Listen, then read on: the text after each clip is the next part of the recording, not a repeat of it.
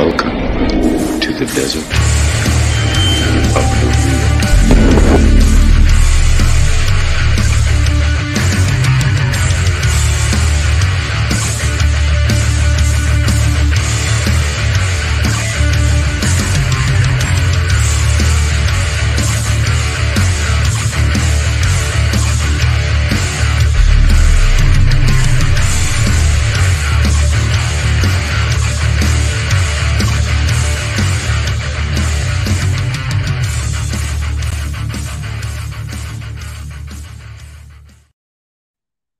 Welcome back, ladies and gentlemen, and donkeys. My name is Tom Siri, and this is Zero News. Before I forget, because I will do if I don't mention this right off the bat, tomorrow night, same time, you can tune in to watch an episode of Roscoe and Fury, which is kind of a special episode. We're going to have the Voice of Wales on, and we're going to be talking very much about the counter-protest, the BLM counter-protest that's just happened.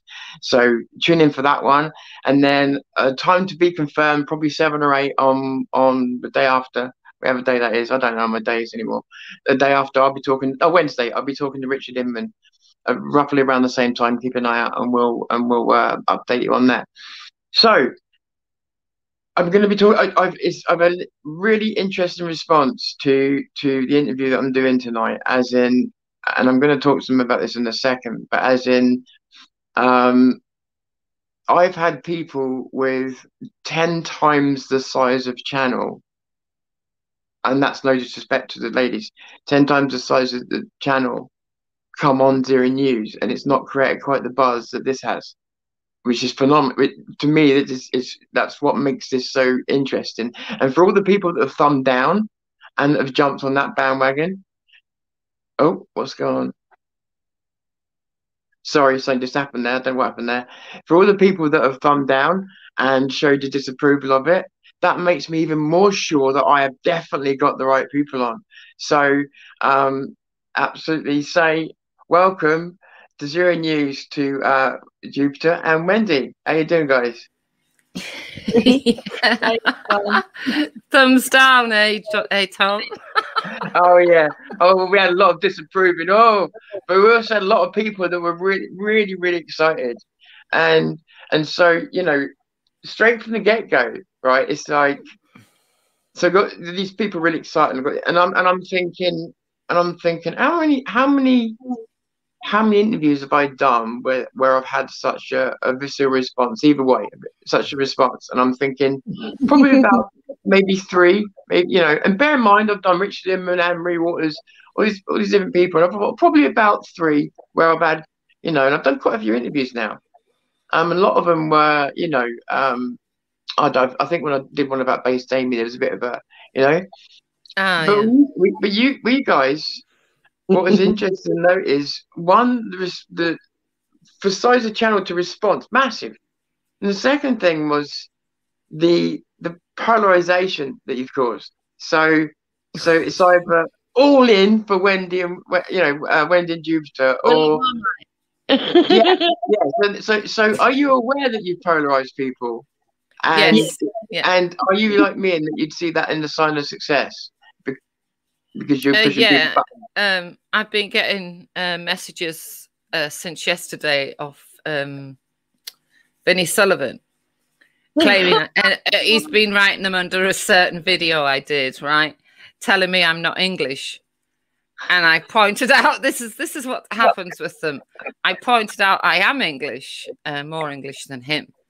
And I pointed out about his own heritage and my heritage. And that's the way it goes, Tom. It's all right. They don't like us because we just tell the truth. Yeah. No, while I've got this time, I'd just like to say to Vincent, if you're listening, you can come on my panel anytime and debate me. I don't mind. Yeah, I won't be the one reduced to abusing. You will, because that's what he always does when he loses. He abuses, doesn't he? Imagine him coming on. The last 2 times he comes on, he runs off. Exactly. Right. He's scared of the women. I don't really know this guy, so I feel like I can't really add or take to that. So I think our paths have only crossed for about 20 seconds on a digital live stream. But so I want to go back to start with you. So you guys, like, I think I know you from Wake Up UK. I used to have a slot on there, and I think Wendy did for about 2 weeks.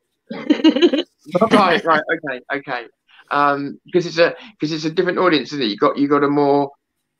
Some people say a more cozy audience, but for me, I'm actually intimidated by a smaller number. I don't know why, but I think because all eyes on you. Do you know what I mean? It's like you know, it depends what your thing is, and I prefer the large numbers. There's something in that.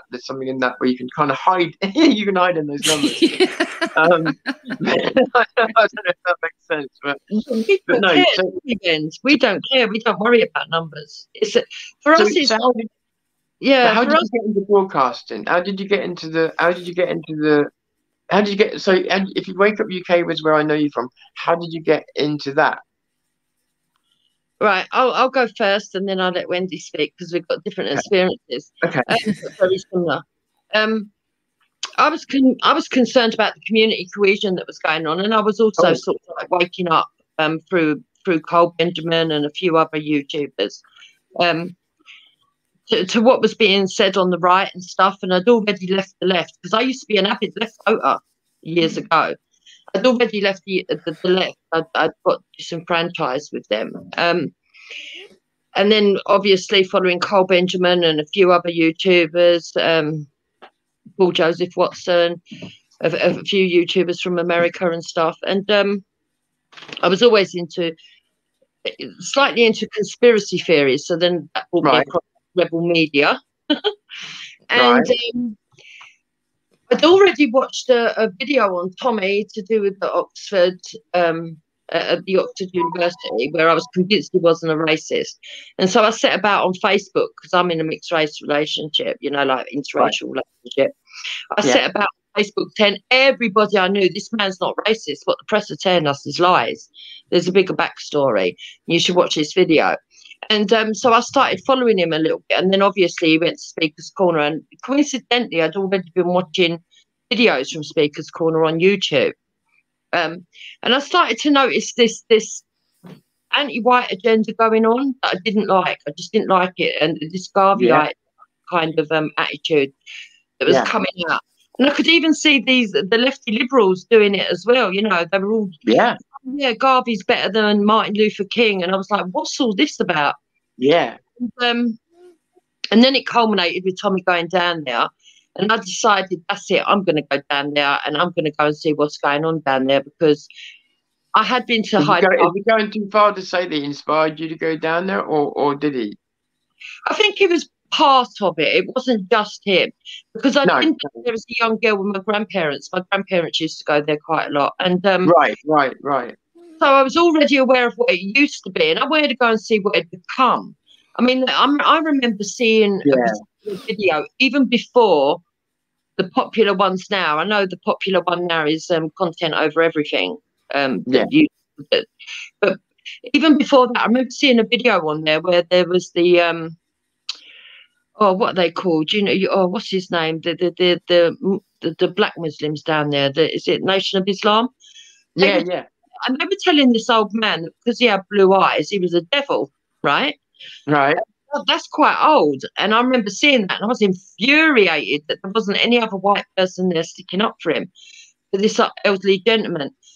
So I went down there. The first time that I went down there, I happened to see a couple of people arguing, Respect and a few others. It was the first week Sophia Lewis went down there. She's a trans lady. She was down there.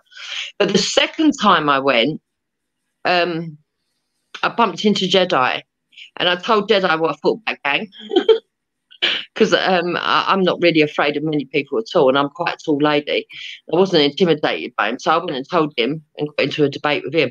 When I finished with him, Ali Dawah came to me and said, "Right, oh, would you do an interview with me? Like, tell us why you're here and that. Would you?" And I said, "Okay." And I think he thought I was going to be a bit simple. And you thought you were meat for the beast kind of thing. I had a big debate with him, and then I ended up being clipped from that debate where I said, he told me that Islam was a peaceful religion. And I said, well, it ain't peaceful when it's Allahu Akbar, is it? And they clipped that. That went viral. I think it's also gone viral on TikTok now as well, much to my embarrassment. So yeah, that and I just got pissed off by what I was hearing and the attitude down there. And at that time, I had blonde hair and sunglasses on, and they assumed that I had blue eyes. And they kept saying, as I was walking past, I kept hearing mumblings of things like, "Oh, trust him to be with a white girl just because she's blonde with blue eyes." And even when we got into debates, there was people coming up and saying to my husband, "Oh, you've only married her because you want mixed race kids with blue eyes." And I was like, "What's all this fuss about?" And even during the debate, I ended up taking off my glasses at one point and saying, "Look, I've got brown eyes. What are you on about? You know, my hair's out of a bottle. You're nuts." So I noticed that there was this anti-whiteness, but it was even more so to people that were ginger or blonde and blue-eyed. And I was like, fucking hell, this is terrible. I've got a sister with blue eyes. You know, my mum's got blue eyes. Well, what's all this about? This is really disgusting. So I'd already started frequenting 2 channels, Raj's, because he'd gone to a couple of Tommy's movements. So I'd sort of like seen him in the distance, not spoken to him, but I'd seen him. So I'd started following him. And Manny Cinder. Can I just jump in here and just ask you, if while all this was going on, did this change your political view? Well, I'd already gone right. That's what I wondered. Okay. I'd already gone right. I began to see that there was this anti-white agenda that I began to wake up to just how much these groups down at Speaker's Corner, and I will say Speaker's Corner because I will say that Speaker's Corner is radical and extreme. It's not like the wider community. A lot of people try to pass off as the myopic end or the concentrated end or a bird's eye view of what's really going on in the wider community. I don't believe that to be true. But that's something different. So from there, Raspek started doing a channel. I was also watching a fella called Callum, and then Raspek started doing a channel, and I went onto Raspek's channel, and the pure hatred for me because I was in an interracial relationship and for my husband. Wow. The abuse he got, and they didn't like it because they said to my husband, "Why did you go and marry a black dog?" And I said, "Because why did you go and marry a white dog?" And I said, "Because you black dogs are too ugly." And they took great offence at that. Right? So they didn't like it that I gave back. I just transferred the word and mirrored them and gave it straight back to them. Yeah. So they then called me a pig, and then I called them a hog. And of course, so this makes a lot more sense to me now. Yeah. Okay. And so from there it sort of festered. Now, this is how I then first encountered Wendy, and I'm going to hand over to her in a minute. But I was sitting watching one stream where Wendy turned up on the stream, and now she can tell you what happened to her and how she got into it. Yeah, go for it. Yeah, for me it was a bit different. I started to look for something, anything, the day that Lee Rigby was murdered. Right. Something changed in me that day. And when I went down there and put flowers, I knew something had changed in my attitude towards this country that day. And I was looking for answers, and I was looking for someone who was going to speak out for people, if you like, yeah. And the government weren't doing it. The authorities weren't doing it. And then a few years later, I watched Tommy on the Oxford Union, and I thought, well, he's doing it. And I've been like that ever since. I've followed him simply because he does, to me, speaks the truth. And the murder of Lee Rigby was a time when I thought this country would stand up and actually do something, if you know what I mean, and nothing, absolutely nothing. If I remember rightly, that I think the EDL did turn up there the same day it happened. And again, you know, they were called this, they were called racists, they were called thugs, they were called everything. But at the time, I was concentrating more on the fact that that sort of thing could happen in this country to a young, unarmed soldier, you know, and terrible. It still gets at me today, to be honest with you, about that young lad. That's fair. That's fair. But once I found Tommy, for want of a better phrase, he gave me personally, he gave me hope, because so for you, he definitely was an inspirational kind of aspect here. Yes, definitely. Right. Yeah, it gave me hope that the country hadn't given in, and and through following Tommy, you meet like-minded people. So I began to realize there was all these people who thought like I did, only I hadn't met them, and they couldn't say in public. And it's amazing as well, the amount of people that when they finally do talk to you, they go, "Oh my God, I'm normal." Yeah, and I mean, because there's a lot of people that they can't say in public, and follow Tommy, or that they think what Tommy did or hasn't done, whatever, is right or wrong. They just can't have a view on it because they lose their job. They lose everything. Yeah. And from that, I found myself on this little corner of YouTube, and so being the person I am, I came across dupes and ended up on Raspec's channel. And because I tend to just tell the truth, and I'd never come across black people who talk like they do, you're to blame. What was that I was told? Oh yeah, you're to blame for the slavery. I mean, I was absolutely horrified. It was like, what? Me personally, I'm not to blame. So I tried to get that point across. I was called a cracker, a bitch, lassie. Lassie's a favourite.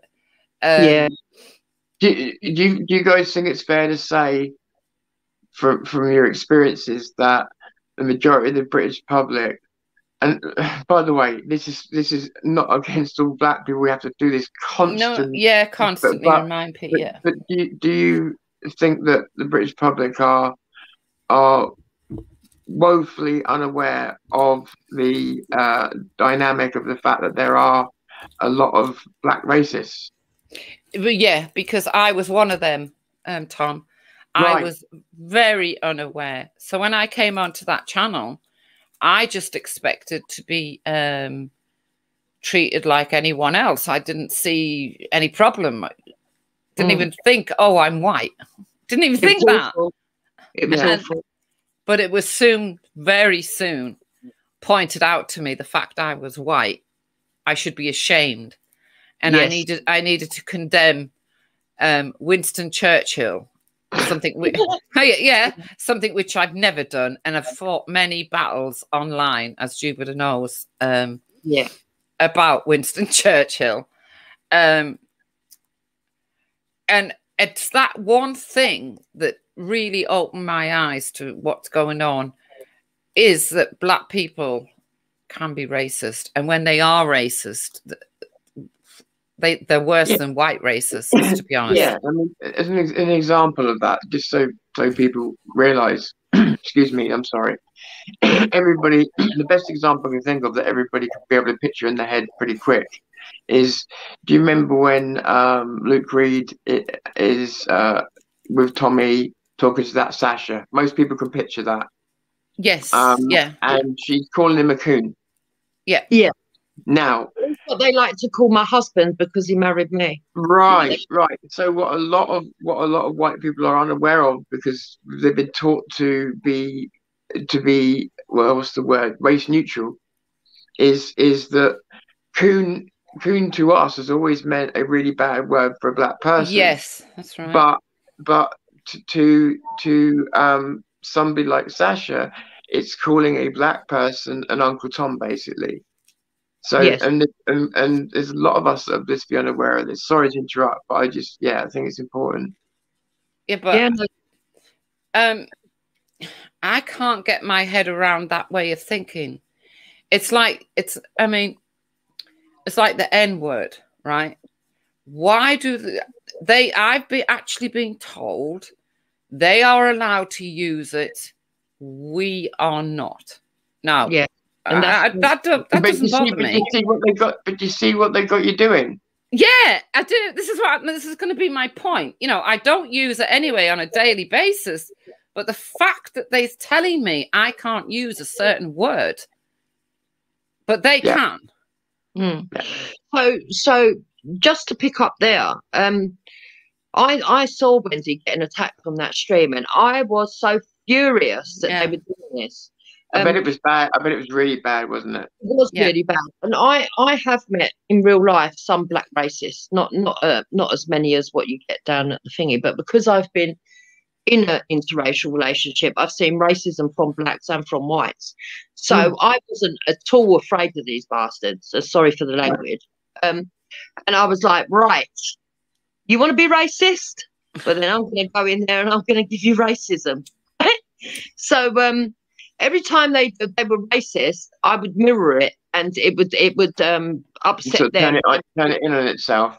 Yeah, and they would always complain about what I said without reflecting on the fact that someone else has said exactly the same statement with white in place of black first. Until I pointed it out, and I kept pointing it out, and this racial discrimination they want to do with our language, it's not on. Either we all accept that the N-word is abhorrent, or we carry on using it within context.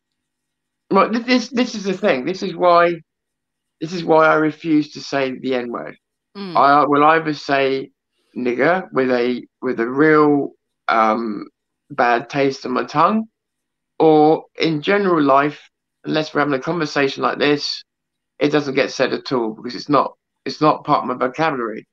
There's no place for it.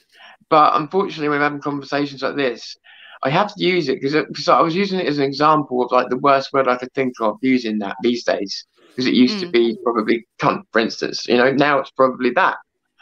And I think if you're gonna use a word in context, it's either like you know. I just think like all this micromanaging. I don't know what you think. All this micromanaging from people, it's not how it works. Like as a people, for instance, we've pretty much made that word a no-go, black or white, haven't we? Yeah. And we've done that without government intervention. And I think when they try and force us to do stuff like this, I think it actually makes tensions worse. You know. Well, I got into a really heavy debate where they tried to call me a racist. Where because the funny thing was, we initially encountered the black nationalists, but then we encountered a group of white nationalists who agreed with the black nationalists against us because they wanted segregation and separation. And that's why we've got a lot of the alt-right that don't like us, because we've argued with a hell of a lot of them. Before they even right, let's just be clear. So there's a lot of people that slide around in what they define as the alt-right. For me, the alt-right is comprised mostly, but not entirely, of ethno-nationalists. Yes. Yeah. Right. Okay. Yeah. And so we would end up arguing with a lot of them that have gradually become more well-known within Speaker's Corner, but in the beginning they were hardly known, but we've already met them, so we've got a history with quite a few of them. Right. And so they would come in defence of the black nationalists because they wanted segregation and because it suited both parties. One group wanted reparations and the other group wanted them out. So they would agree with each other to bully us, because our position was, we're not going to force anybody out of the country who doesn't want to go, but those who want to go, you can fuck off, we don't care. They're so extreme. They meet on the other end of the circle, don't they? Yes, exactly. There's this whole kind of horseshit, and it's not just exclusively the nationalists either. It's also the Nazis. If you go left enough, you become a Nazi and a National Socialist, and they meet up too. And that's where you get the red, the brown, and the green alliance that is so prominent at the moment. But that's taken us a bit further on. So yeah, so we encountered those people, and one of those white extremists called me a nigger lover. And I said, defiance, yes, I am a nigger lover. So what? And what of it? And for that, I didn't only have black nationalists and white nationalists calling me a racist. I suddenly had white liberals screaming at me racist. Even though you're not allowed to say it. It was defense of my position. No, because you're not allowed to say it. Yes. It was so ludicrous to me. Absolutely ludicrous. It is, and it just shows you the mentality, because they don't look at the cause you're fighting for. They don't look at any of those details. They worry about the fact that a white person dared to do this. And right, a white person dared to be white. I don't know if you've heard of Ralph or not, right? I mean. Possibly. Yeah. But this guy called Ralph the other day. Maybe I've heard you guys mention him before. Yeah. The other day he decided he was going to be calling me a slag and all the normal names. Yeah. So I said to him, yeah, okay then, Gunga Din, right? Because he's Indian, right? But not because he's Indian, because he's Indian and he doesn't want to be Indian. He wants to be English. He wants to be a white English person. So I was doesn't he, Jubes? Yes. Right. Okay. Yeah. But part of it is the fact that his politics is very mixed up, because he's an NRXer and he's an accelerator. So for people who don't understand what that position is, he doesn't have to be right or left. He can be both. He just wants to accelerate the war between the different ideologies, so that either we end up in a big race war or. I see. Okay. So he's one of the people that wants to bring on the end of everything as quickly as possible. Yeah, and then they're going to step in, and he thinks he's got all the answers. He thinks he's got all the data. He's gone around claiming that he's got 8,000 people's IP addresses and all the data on it. And, I love it when they steal this shit. Yeah, he's a bit of a nutcase, but he does want to be white. He's married to a white woman. He can't understand. To be white. When you say wants to be white, what do you mean by that? Because he look, you mean that literally? Yeah, he thinks he used to be part of PA. Yeah, he joined forces with white nationalists, and what he did actually was quite disturbing, because he infiltrated into the Tommy movement, and then he pushed and accelerated quite a few of those people to boundaries that they would never have gone to, by sort of like reassuring them with his brown skin that it was okay to say these words and stuff. And a few vulnerable people did actually follow him. Some have come back, some have just got disenfranchised and left the movement. But they followed him, and they followed him over to PA and to ex-BNP supporters that were now collating together as a group of them, Goddard and other people. And he kind of accelerated them into saying words that they wouldn't have said, and being more racial and more discriminatory. And then when he'd got to the position he wanted to, he then changed tactics and jumped onto the Muslim side. Said to them, I've got information on these people. They really hate you. Look at these live streams. This is what they've said. This is their addresses. You know, I can help you push Islamophobia against them. And then he would jump from that group and go over to the Jews and go on about the Muslims, and then go back to the Muslims and go on about the Jews. And this is how he did his acceleration. So in the meantime, the Tommy movement actually got infiltrated by him and a lot of his followers, who did a lot of damage. And it was quite fascinating to watch, actually. But anyway, so I called him Gunga Din. Right, and everyone, racist. I went, hang on, wait a minute. Now, I've never forgiven this, guys. Remember the Christchurch massacre, right? Yeah, now New Zealand. That the day that happened, he came online, put his camera on, and said they deserved it. It was target practice. Yeah. Wow. Now, I was sat on a panel the other day, and I called him Gunga Din, and I reminded everyone what he'd said, you know, that day about Christchurch. And do you think they cared? No. To them, Gunga Din was worse than what he said about Christchurch. I've seen Douglas Murray sat there in his studio where these people are all defending Islam and they've just had some Islamic attack. And he'll be there saying the bodies aren't even cold yet. Yeah. And you're already defending Islam. Yeah. And so, yeah, I get what you're saying. And anyway, this woman comes on who I used to know, was friends with, but not anymore. And she said to me, "You disrespected Kunta Kinte, right?" I went, "Oh, what?" Yeah. She said, "You called somebody Kunta Kinte." I went, "Yeah." She said, "So you disrespected him." Oh, I said, "What are you talking about? He's a character out of Roots." You know, to me, that's what. Do you see what I mean, Tom? Yeah. Said, what do you mean? Yeah, he's a character out of Roots. And then she went into the whole bloody history of this person. Oh, Jesus! As if it was real. As though it was real. So it's stupid. It's just so stupid.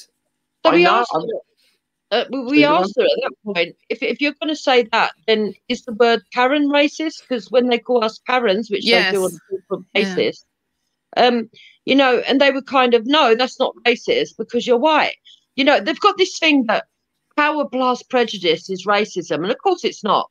And I've managed to explain to them now that if you're saying that, then your next door neighbour that's calling you the N words every day that you don't like, or a black bastard, or whatever you want to say, right? You can't complain about them because they've got no power. I mean, I'll ask you a question, guys. What's the Spanish term for the colour black?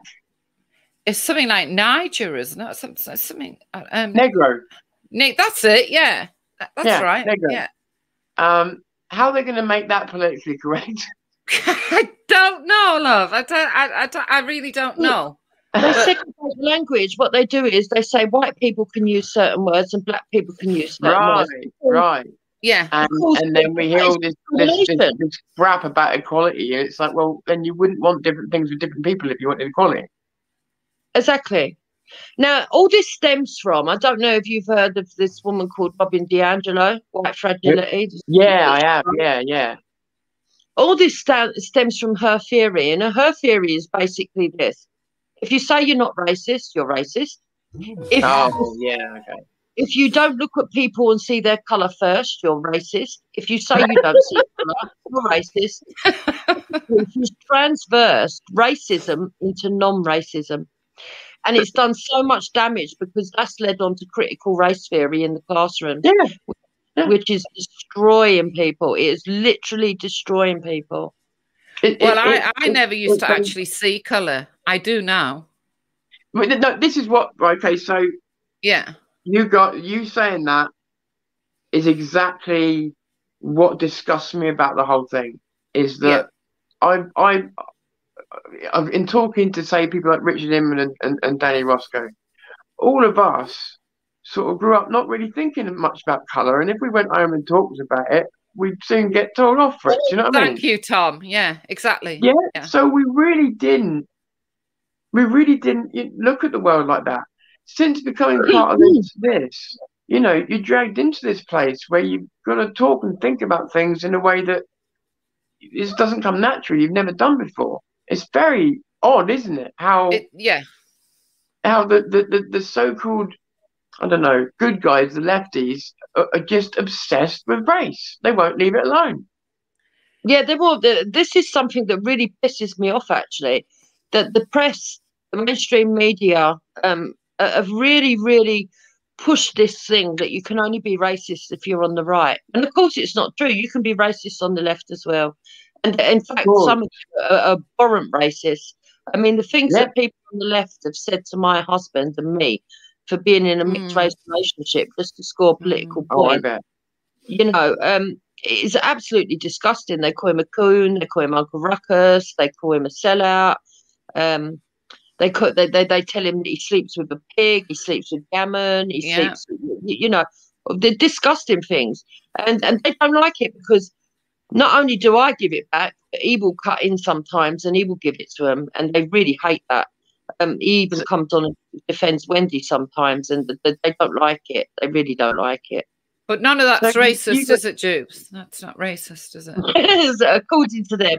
But of course, you go back to when you were younger, right? And think about how you imagine the future. Did you honestly think that we'd even be discussing race in the way that we are now? No, never. Incredible, isn't it? No, I didn't think it existed. I like you said, Tom. I didn't see colour. Never discussed it. Didn't care about it. Completely, yeah. It never came. You know. Yeah. Well, this is one of the things that I like about Tommy because, as he says, he's grown up in a community where he was working class and he had to have community cohesion. You know, it's only the upper middle classes and the upper classes that don't really mix down on the ground and haven't got a clue. And they're the ones that come up with these theories. They're the ones that go through academia and come out writing these stupid books that everybody else that has to follow along with. And it's not coming from a realistic, on the ground level of what's really going on. And that is one of the reasons why I like Tommy, because he says it as it is and he understands. I mean, people think that he's a racist, but to me, he's not a racist. He uses racialized language sometimes when he's angry, but doesn't everyone, including black people? Thing is, this whole racist thing with Tommy, I just think that, like, I've had face-to-face arguments with these idiots that the Owen Jones types, the trade union guys, the older guys. The ones for the Socialist Workers Party and all that lot. I've had them in my face, you know, and I haven't been aggressive at all. They're the ones for the aggression, because they've got it in their head that Tom Robinson's racist. But I think it's honestly, because of how effective it is, I honestly think it's a state-spun thing, because definitely. Because it's the one thing that doesn't. I mean, I could give you an example. When I started, before I did my podcast, one of the things I researched was Tommy, because I wanted to make sure I wasn't going to make a fool out of myself and support someone who then turned out to be the very thing I was, you know. So I spent, amongst research and other things, like 2.5 years. And I couldn't find a thing. And I mean, it wasn't like I was trying to damn the guy, but I wanted to be, you know, I couldn't find a damn thing. And even like you said about the racialized language, I've never seen him say something like racially charged in a way as to make any other race the bad guy. But the one they always use on Speaker's Corner is that he said Somalians were barbarians. And I turned around. And funny enough, there's a girl, a very vocal woman who's a Muslim lady at Speaker's Corner, so vocal that if she loses in a debate, she runs to the police and makes up stories. But that's another story. But yeah, so she said that, you know, well, Tommy says that. And I said to her, but hold on a minute. In Somalia right now, they're preventing FGM rules from being changed. They want to keep it so that the women still have FGM. Is that not barbaric? As a woman, is that not barbaric? Because I think it is. Context is everything. Yeah. Exactly. But a lot of the time, again, like what you were saying earlier on, they're too busy looking at the end of your finger where you're pointing rather than what you're pointing at. Exactly. You know, was that in that Bruce Lee movie? Don't concentrate on the end of the finger or you'll miss all that heavenly glory. But I mean, when that video or that little clip came out of, you know, when Tommy said the P word, I mean, I thought maybe he'd just come out the trenches or something and done something really bad. I couldn't believe the reaction to that from others. And to this day, it's the thing that gets thrown at us all the time, isn't it, Jubes? You bear in mind, you bear in mind, there's the way that people pretend to speak when they're in front of a camera, and then there's the way that they all speak when the camera's off. Yeah. And you know, the reason, and the reason, a lot of the reason why these things are able to happen, because it's a two-way thing, isn't it? Yeah, there's usually a two-way component. So me and my husband banter with both sides of the family, and they banter with us. Right, exactly. People So there's usually banter going on. Yeah. So this is what I'm talking about. When you're down on the ground level, there's certain things that do go on in language that you can have a different set of rules with your friend set that you have with your neighbours and with your relatives. And this, absolutely. This is and it should be none of anybody else's business. Yeah, this is what the middle classes forget to take into account. I mean, it's all right, like Wendy said, you know, on these channels, I think it's okay to call us cave beckies, they call us Karens, they call us scammers. They're hypocrites. Yeah, you know. What's the other things they call us? Cracker. What's the other thing, Wendy? White devils. You know, all of that not racist. And some of it, when they're bantering with me, I take it with them in banter. But other times, when I know they're trying to be insulting, I take it as an insult. And you can tell the bloody difference. Yeah, exactly. And it's even like, you know, Ricky Gervais has demonstrated it many times as well, where you can make comedy about racism, where the joke is on the person who's the ignorant bigot. You know, there are ways of doing things. So, for instance, obviously, if you were making a comedy show and you wanted to put race jokes in it, the joke would have to be on the guy, you know, the ignorant white guy kind of thing. You know. Yeah. You know, there are ways of telling jokes. You know but I just think what they're trying to do at the moment is like this new normal business, and the way they are with sports events and everything else. And as someone pointed out to me, and I hadn't even thought about, because I was saying, hey, look, when people are back in football arenas and that, all this silly BLM stuff going to stop. And they went, well, why is it? And I said, well, you tell me why. And it was Bolton, I think. He said because the stands are full of middle class people now. Have you seen how expensive the season tickets and that are? And I was like, you know, I didn't even think about that. So it's like I feel like we're going through something like a cultural revolution being deliberately pushed on us. So like that, you know, the statues coming down, the change of language, the new normal. Yes, I think there's a big agenda going on, and in recent weeks, I was saying this to Wendy. I've no proof of it other than what I've seen and witnessed and what I feel. But I honestly believe that there is some forces deliberately playing each other off. Not just the mouths, you know, people in establishment playing us off, one to divide us, but even more than that, to make sure that Tommy managed to get thousands of people together, right? And the reason they go after Tommy is because he's dangerous, because he has the charisma to get that many people from all walks of life to stand together. And even back then, when I understood how important freedom of speech is, it is now so in your face what they are doing.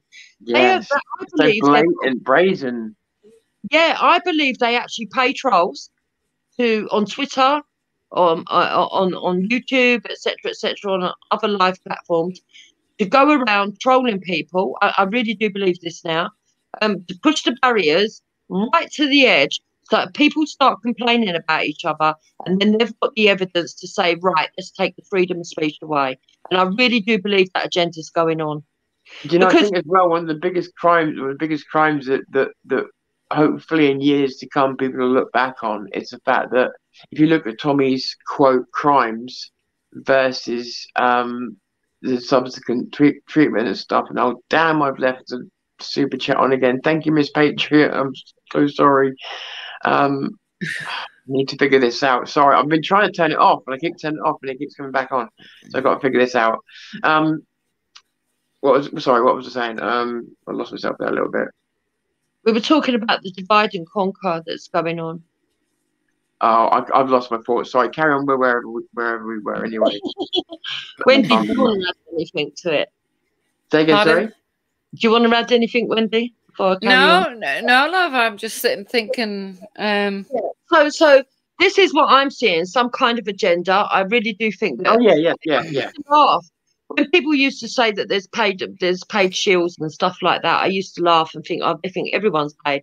I'm now beginning to think that there are groups of people that are paid to push this. And one of the things that really gave me this epiphany was when I actually got arrested for an allegation that was unfounded. Yeah. They tried to get me arrested for racial harassment for using the word jihadi. Right. Okay. Yeah, okay. and when I actually got to the police station, they had to take off the racial because jihadi isn't racial, and and of course when they because of the person that they told me who it was, I made a counter allegation because I knew it weren't true, and I realised that there was a group of people that was behind this person that they were hoping that they were going to get the first case of Islamophobia. That's what they were hoping. Unfortunately for them. Me and Wendy do have quite a big archive. Yeah.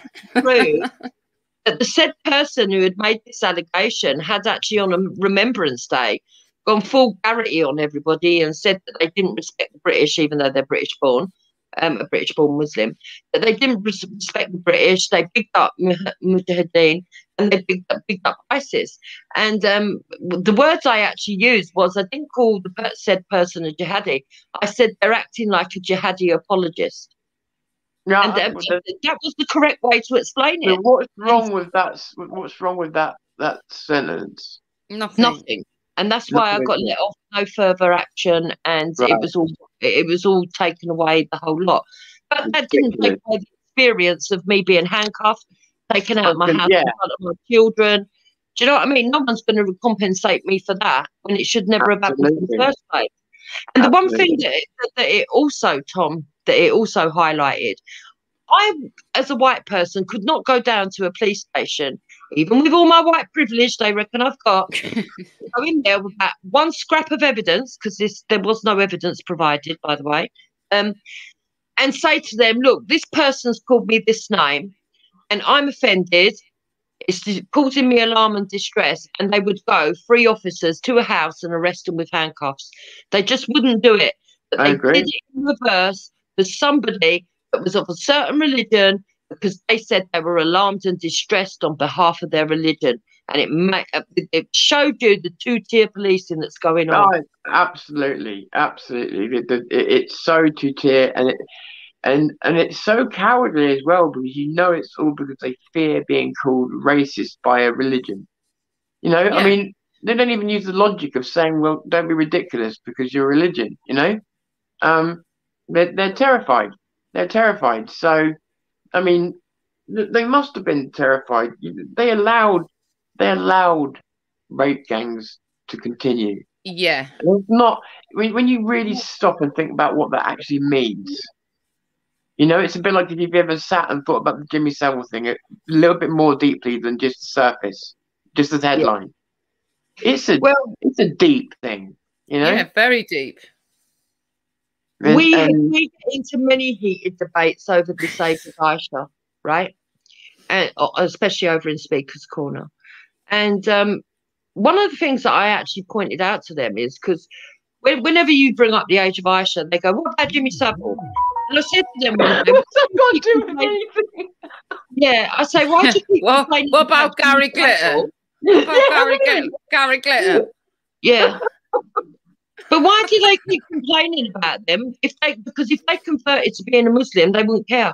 So don't tell me about that, because the only difference between them and the others is that they're not of the religion. If they're of your religion, you wouldn't be bothered. Yeah, and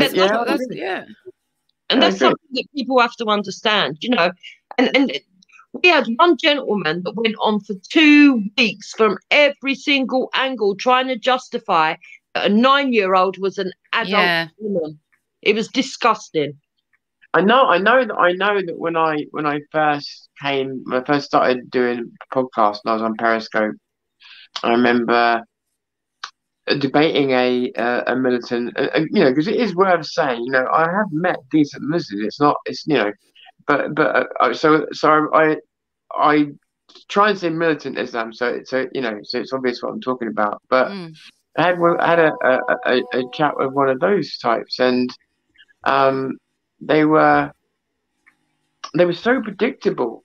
In that I knew everything that was going to come out of their mouths. So when we got to the question of Aisha, you know, I just said, you know, what was it? How old was she?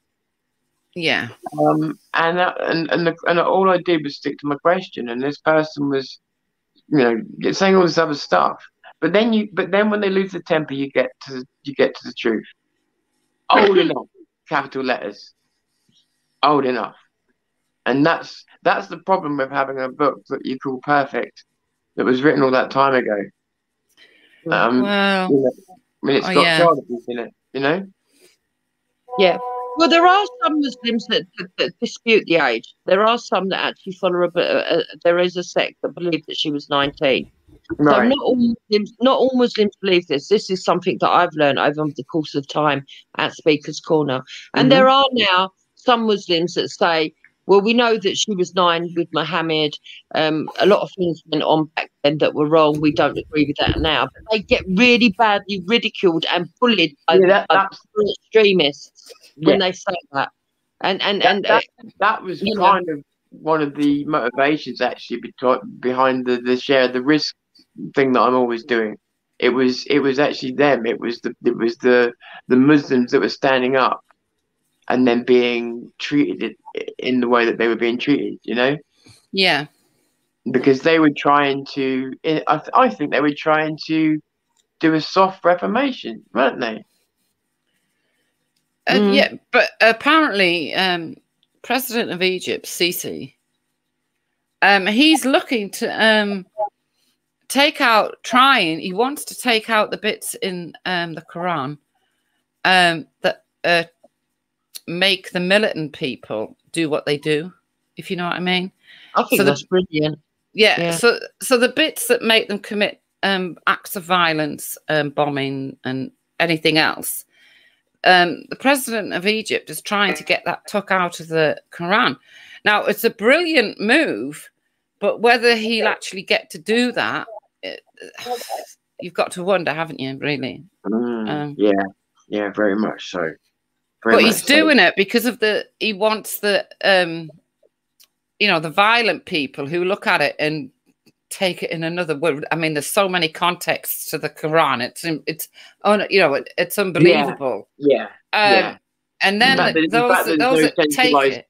Yeah. Sorry, go on. Those that take it out of context and use it to, you know, to commit violence and chop teachers' heads off and different things like that. He's trying to get rid of that context in the Quran. Good, because that's what needs to happen. It's only through that kind of thing, because you're not going to make a religion go away, but you can shape the way in which people interpret it. You know. Well, exactly. I mean, like us. I mean, Christians. I mean, we used to think that, you know, eye for an eye, you chop your hand off if you're a Right. I mean, we don't think like that anymore. It doesn't happen. There was some terrible stuff that by today's standards that don't exist anymore. But exactly. Absolutely. But you'll be surprised just how many of them, because we haven't got Sharia law in this country, right? But how many of them abide by Sharia law in their mindset? You'll be surprised. And we've got far too many Sharia courts in this country, considering they're all supposed to be illegal. Yeah, you'll be surprised. we've tried engaging with Muslims. I mean, in the beginning, every time we was on a stream, they would turn up. It was quite hilarious, really. They'd turn up, call us white slags, and say they were going to chop our heads off, and then fuck off. And the next one had come on the live stream and say exactly the same. I mean, they were like really nuts. They were really angry with us for saying some of the things we said and asking the questions that we asked. And they were completely in denial as well when we used to tell them about the cases of the girl that had the M stamped on her, or you know, the girl that had her tongue nailed to the table. They would deny it, and then we'd bring them the evidence. They'd get even more enraged, and then even more of them would turn up threatening us. See, what's maddening to me is not so much the Muslims on this particular point I'm about to make now, but the left, in that I will bring up the rape gangs, and what I get is, oh, that one again. No, not that one again. This is the one that you never acknowledge. This is like potentially the crime of the century that has not been acknowledged properly. That's right. Yeah. And no, not that one again. Until they can acknowledge what's happened here, then we're going to keep banging on that drum. Well, the resident lefty at Speaker's Corner is Lister. I don't know if you've ever met him. Oh, God, I met him. And he once told me that I shouldn't be proud to be white. That I can't have any pride in being white. That black people can be proud to be black. And I said to him, why? Why can't I be proud to be white? It doesn't make any sense. And he said, because you've not suffered. I said, how do you know I've not suffered being white? That's ridiculous. Nor is most people out on the planet Earth. You know, exactly. Yeah. Do you know what I mean? So he said, well, why do you want to be proud? I said, because it's part of me. You know, I didn't choose it. It's just part of me, but I'm comfortable in my skin. If I was born black, I would be proud to be black. Everyone should be proud of what they are. But the point of it being is if you walk around and you're not proud of what you are, then you're ashamed of what you are. And if you're ashamed of what you are, then you're going to be no good to no one. Yeah, they want you to feel guilty for everything as well. I'm never going to feel guilt. I'm never going to have white guilt. No. And the reason why you get all this critical race theory and everything else, it's just a way. It's a bit like what I feel like certain pushes of the Bible. Not everybody with the Bible, I realise that, but certain people. It's the same kind of circular argument they're trying to catch you in with that. It's basically everything that we've thrown at you to call you racist has failed. And you're beginning to get desensitized. So now what we're going to do is we're going to make you racist by some weird default, in which it happened before you were born. The system that you're born in is racist. Therefore, you are a product of the system. Oh, it's not your fault, but you are racist. Yeah, that's right. Yeah. Another thing they get upset with me for is because I won't go along with this. That the system is white supremacy, and they say that I don't know what I'm talking about, and then I give them really good examples, and I'll give the examples to you. If in the Catholic Church we had paedophilia, the people that did the paedophilia were paedophiles, but the people that covered it up were not paedophiles. They probably didn't even like paedophiles, but they covered it up to save the face of the Catholic Church. When you go over to the Muslims community, right? They had the grooming gangs. Now, the ones that committed the crimes were groomers, but that doesn't mean that the other people that covered it up were groomers or agreed with the grooming. But why they covered it up was to save face for their community and for the Islamic faith. Okay. Yeah, so now we go to the police service, okay, and you might get an incident of racism. One police officer might be racist. We've got a board that it goes to. We've got a fail-safe mechanism that's been put in there because of racism, okay, where people are supposed to go to tribunal for cases like this. Now, the reason that it doesn't work is not because everybody sitting on that board is racist. It's because they're saving the face of the establishment, okay? Now, when I explain this to them, they get upset because I've given them 3 examples where exactly the same thing has happened. And then they say to me, yeah, but you don't understand. You know, the whole system is racist. All of it is racist. I said, okay, so it's the system and not the people within it. And they say, yes. I say, you sure? They say, yes. I said, then why are we recruiting more black police officers? Because the system's racist. The people, black police officers are just going to end up racist then. And how can a system of government, unless it specifically states that black people are to have less, how is a system of government without any people at the helm inherently racist? So then I proved to them that Sadiq Khan is racist, and it's actually him that's the racist, not the system, and that he's just used loopholes within the system that need to be blocked to be racist. I diverted funds. I point out to them, what has he done for black on black crime? What has he done for the white community? Nothing. What he has done for the Muslim community is had adverts taken down where people have been in bikinis or bacon's been on display. He's put Allah on the side of buses. He's opened up festivals for Eid. He's done. I think something else he did as well during a week in which there was the highest knife crime in Britain, probably on record. He was making tweets and posts planting fucking trees, saying, "Oh look, we're creating a much greater environment, a much cleaner environment to breathe from." It's like, yeah, it doesn't help the people being stabbed, does it? He's useless. He's absolutely useless. Exactly. And then they say to me, well, what did you expect him to do? You know, he doesn't know the answers. I said, well, he could have used the blueprint from Glasgow.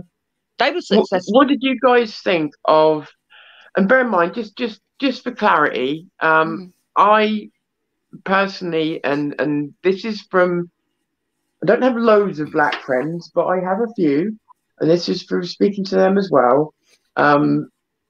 You know, they wisen me up a lot, and I'm grateful for it. Exactly, yeah. And so I really do. I'm so grateful to them. But you know, things like the Black Power symbol at New Year's, which again I saw as a virtual signal to the world that this racist organization had prevailed here. Yeah. What do you feel about that? I thought it was uncalled for. I didn't like it. I still don't like it. I get called a racist because Lewis Hamilton, right? Oh yeah. When he wouldn't stop taking the knee right before each race. Oh yeah, yeah. I stopped watching. Black privilege. Yeah, him, right? I stopped watching F1, and I told her, I said, I'm never watching it again. Not while he's taking the knee and making others do it as well. For that, don't they realise? I'm a racist. Yeah. Don't they realise that these actors, these sportsmen, don't they realise, like, we don't watch Johnny Depp because of his brains. No. We in his political point of view, we don't watch Lewis Hamilton getting into a car so that he can drive around spurting out his political opinions on the way past the crowd. You know? Exactly. Yeah. We watch them for what they're good at, and what they're good at is obviously not politics. So why don't they just shut up and do their jobs? Well, they're all fake anyway. They're all fake anyway because they love going on telly and fucking doing the knee. But you've got people like Lakon that have actually gone out to Africa and actually got lighting in villages, or you know, without getting all the recognition for it. He doesn't want recognition. He just goes out there, he does it, and he's changed things in real time. It's very true. There are people who do this. Yeah, exactly. And the other thing, you know, is just, you know, drop the bullshit. You're in privilege. You know, you are in privilege, and so someone in privilege kind of, it's not like, it doesn't feel like they are acknowledging the less privileged. It feels like they're trying to be one of the victims. It's like, well, come on, you're not. You're quite clearly the least eligible person. Yeah, exactly. I mean, Lewis Hamilton's had a privileged life from being a kid. Right. It's like, please, you know, this is not a country where in general, hopefully in general terms anyway, you would have grown up facing loads and loads of racism, because it's just, we're not a racially charged country. No. Unfortunately, I think what BLM's done this year is added something to that wasn't there. Well, surprisingly, there were some at Speaker's Corner that were in favour of it, but there was a lot in the wider world and at Speaker's Corner that completely rejected Black Lives Matter. They could see right through it. They weren't happy with it, and they felt that they were being used as political pawns. Yeah, and they're right. And they're right. If you look at it, right, if you look at especially Black Lives Matter UK, it's a very it is important to the distinction between America and UK. We went to war on slavery. Yeah, exactly. Yes. You know, so you can't compare the two, but in this respect, you know, sorry, I've got the war on slavery in my head now. Well, while I'm on that, we went to war on the world, not on this country or that country, but on the whole world. Anybody dealing slavery, you're going to have the Royal Navy chasing you down, something you did not want at that time, something that nobody in the world wanted at that time. And you know, people were proud to come back and say they'd fought for that cause.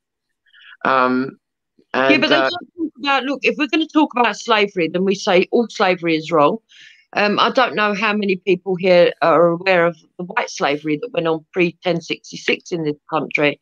We had the Barbary slave trade that actually came and raided the whole village down in Cornwall. Yeah. They took the men, the women, and all the children. And if you go back and look at what was happening pre-1066, what you'll find is that slave courts in Ireland were built not for the Irish slaves like we've been taught. They were built for the white slaves, okay, from England to be sold across the world. And white women and white men ended up in places like Africa. And let me tell you something. Those white men had their penises taken off and turned into eunuchs just like the blacks did. Yeah, okay? That's absolutely true. And this is why you got to be careful when you play this game of going backwards. How far do you want to play this game? Because if you play it far enough, everybody's been a slave to everybody at some point. Yes. You know what I mean? Yeah. So how far back do you want to play it? Also, if we stick with the Atlantic slavery, Britain was the last to go in and the first to come out. We were the ones who started it. The Islamic slave trade started it first, then the Portuguese, if you want to start bringing in the Europeans. You know, we fought bloody hard to stop slavery. Yes. And it wasn't just a military effort, it was an intellectual effort, our media, everything. Yes. And there's not one person in this country, British born today, that would say that slavery is okay, except for one tiny section of the community that seems to think that it's okay for it to still be going on in Libya. And it's still going on today over there. Let's be true about it. Islamic slavery has not stopped. No, it's not stopped. It won't do as long as some. I mean, if I jump about a bit, I apologise. Have you ever heard of something called a darbeek? No. It's illegal to download, but definitely worth downloading. And it's spelled DABIQ. And it's the ISIS magazine, and I am sure this is a hell of a segue. In this magazine, I think I looked at I think it was the first episode. It's produced better than a Western magazine, you know. Oh, makes you wonder. It's really produced well. But point of it being, it's got the 10 reasons why they hate us, 10 reasons why we hate you, and you know, in Britain, what the lefties tend to do is they tend to say, "Oh, it's foreign policy that's done all this. It's foreign policy. It's foreign policy. It's foreign," you know, and you could look at that and say, "Well, there's some truth to that, right?" But the 10 reasons why they hate us, I can't recite them all. But and like I say, it's online if you want to find it. But I know that number 1 was because you are infidels. We hate you because you are you.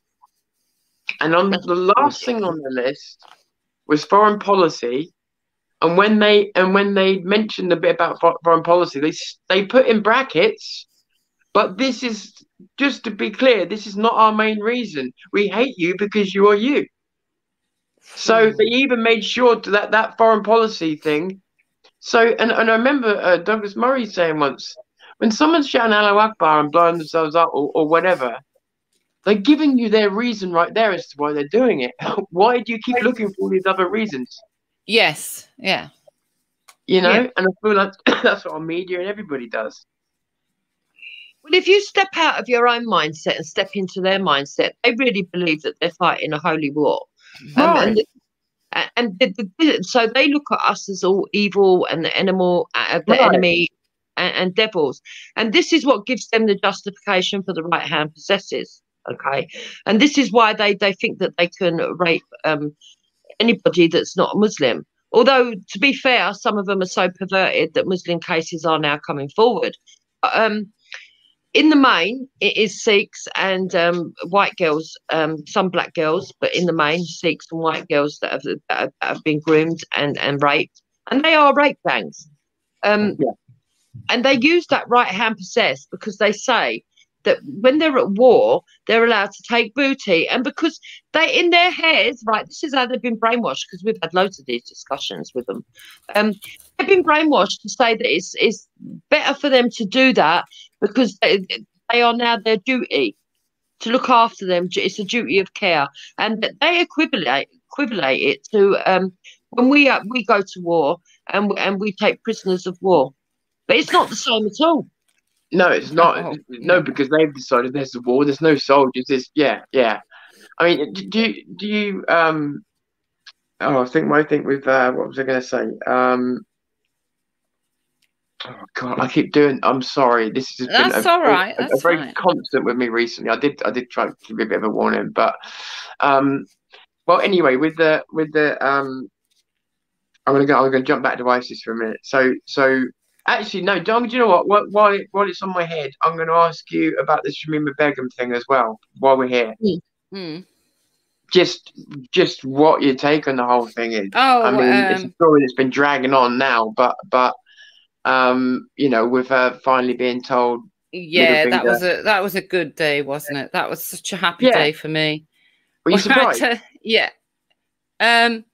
Relieved, I'd say. Relieved. Because if she'd got back into this country, she'd have walked free. Because of the. Do you think that's why? Do you think they realised that? Do you think they realised that if they was to let her back, they'd set a precedent they wouldn't be able to undo? Yeah, and also all the other people, like they've stripped apparently 123 people of their citizenship for this country. Right. They'd have had to. They would be able to appeal and come back. Yeah, good. I would like to say that there's a little bit more that I'm a bit more in detail about it. Number one, I think she fled our country the minute she stepped off these shores and said that Britain was shit. She didn't want to be British, and she wanted to live under Sharia rule, and she should die under Sharia rule. You know, she should live.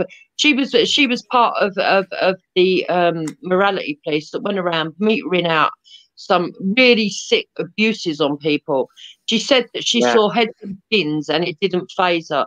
So if she thought that she was so pious enough, and have you seen the especially the first baby, how it died? No. How did it died of starvation? I was going to say, did the child starve to death? Yeah, you'd have thought then. Now, why didn't she want to come home then? Right, exactly. Yeah, exactly. So, they reckon that baby must have suffered for a very long time. Yeah. So Tom, she's already said that she wants to live under Sharia. So she obviously thinks that Sharia is superior to Western judicial system. So she should be tried under that. Secondly, I don't want White Jack back either. You remember the cat bloke who got sent to Canada? You know, he had so it's nothing to do with colour, nothing to do with the fact that she's a Muslim. It's to do with the fact that she's a British traitor. And thirdly, well said. Yeah. I want this put out there as well. You know, if I gave somebody an example, I said, look, if we was having a civil war in Britain, let's just imagine that wealth gets its acceleration and we're all at civil war. And all of a sudden we get these insurgents from Canada that come in, make it all worse, take over, and then finally they get overthrown. We're not going to say that we want them sent back to Canada to be tried. We're going to want to try them here. Let the Syrian people have their justice. Yeah, yeah, I agree. I agree with that totally. Jesus, look at what they've been through. Yeah, totally. They thought, right, her barrister or whatever the hell she had, thought they could play the good old British system, yeah, and they failed. And the day I found out she wasn't allowed back, it really made, that was a little tiny little victory in the battle, if you know what I mean, for me. Well, guys, she can't get back. Sorry, I've got some more questions for you, but I heard you had some questions for me. Yes. So, in case I forget or run out of time or anything else, if you want to fire away, then now's the time. Yeah, the video, Tom. The video. Yeah, the video. The video, okay. Can you explain the context of the video that confused me for 29 hours? Okay, so the video you're in question, just to be clear for everybody. It's the one where Tom standing by the wall, and he's more or less, yes, comrade. That's what comes across. What was that about, Tom? Right. So you've got a short video. You've got a short video with Tommy Robinson. He's stood up against the wall, and there are some Russian subtitles. But the way the Russian subtitles are done, they look a bit homemade. Yeah. So that video is also very short. So on the day that I did that, I there was a lot of other things going on at the time. So it was really a case of knowing this video had actually been up for a few days already, and I knew I needed to sort of get it out. So I set it on to go. Never occurred to me to watch the video first in this case and get the context of it, and then realize I needed to go to the TR website and get the explanation to go with it. So then I had this. I released this video and I had all these. Not, it wasn't that many, but there was a few people that went, "Whose side's he on?" Just all this other stuff coming back at me, and I was like, "Whoa!" So obviously, I straight away, to be clear, I cannot speak for Tommy's full intentions because I'm not politically as adept as he is with knowing who's where. But what I took from that video very much was conservatism around the world is being destroyed. And there's a conservative movement stroke party in Russia, same as anywhere else. And also as well, you know, I have my own opinions about Russia, not all of them good, but not all of them bad either.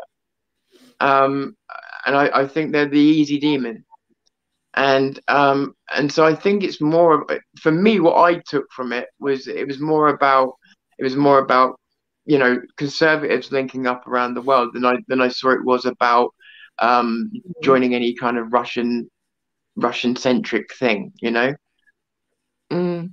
Are you aware though? Because when we went to look into it all, are you aware that I think there's a movement? I can't remember what it's called now. It's Slava or Strava, something like that. That movement are actually in talks with people from Black Lives Matter. No, I mean, yeah. So my I mean, like, so you got to understand my involvement in that video is zero. But all I can tell you is that the person I spoke to about that video, the person I spoke to about that video has all the authority to be able to say, this is legit. And like I say, it's not something I've worked on or anything else. So I can't, you know, I can't sort of speak for its contents as though I know something, you know. Yeah. But in terms of the sort of sourcing and the information given and stuff like that, I can tell you it's all legit. It's all legit, and it's all, you know. It was old, wasn't it? It was an old one. It was. I don't. It was. I don't know if it. Do you know what? I don't know if it was that old or not. But it was. I know that I'd waited. I don't know, maybe a week. I don't know how much time had gone past, but I'd waited a little while before I put it up. Well, I recognised that jacket he had on and that wall he was stood next to, and certain other things which I tend to look at. I've seen him do podcasts there before. Yeah, I tend to notice things like that. Yeah. So I thought it was something that had been done. I don't know, when he was running for a European member of Parliament. Yeah. So tell me, if you're watching, there's a mystery over this video. Can you clear it up for us? So again, I can't speak for him, but for me, it was really about right wing, not far right before they jump on it, but right wing. No, just right wing, conservative movements, and that's how I took it. And I think how it was I think it was intended from my reading of it, Okay. Well, if you stick the name into Google, what the people he was taught, I can't remember the name of them now. It comes up about all it kept coming up with was about a Russian newspaper. Right. I don't know. Honestly, I don't know. All I can tell you is that the guy that does is. I reckon Tom did like I did. You know what I did once that was worse than that? A Richard Inman video come up in the same week as what he'd released it the year before for the freedom thing, and I put it out as a new thing, not even checking what he was saying or anything. I've done it. And then I had people sort of like getting in touch with me, going, "What have you done? Why have you put that up? That was a year ago." And I was like, "Oh." Yeah, I've done it. I've done it, or I've done two videos going up at the same time, and the old one gets a new title and the new one gets the old title, and I've just balls it up completely. I've done it. It's usually if I'm in a rush, if I'm, like if I know I've got an interview to set up with you guys, then it'll be, if I've got another video upload, then I might just have my mind not 100% on it. So it was one of those things where, and the worst of it was, I probably watched that video only a couple of hours after uploading it. So the amount of time difference it would have taken, I should have just delayed it a couple of hours, watched the video, and then put the bloody description in. Would have helped a hell of a lot. But lesson learned. Yeah. Was there anything else? No, that was it really. So what made you sort of like get into supporting Tommy? And have you always been on the right, or? No, I think maybe I was an unconscious lefty, and what I mean by that is I hated politics, and I hated anything to do with it, and I thought all politicians were full of shit. Well, probably still do believe most of that, except not all of them now. And I was just. I think that part of the current day toxic stuff have been fed into me, as in not by my parents, but as in burn it down and be ashamed of your country kind of thing.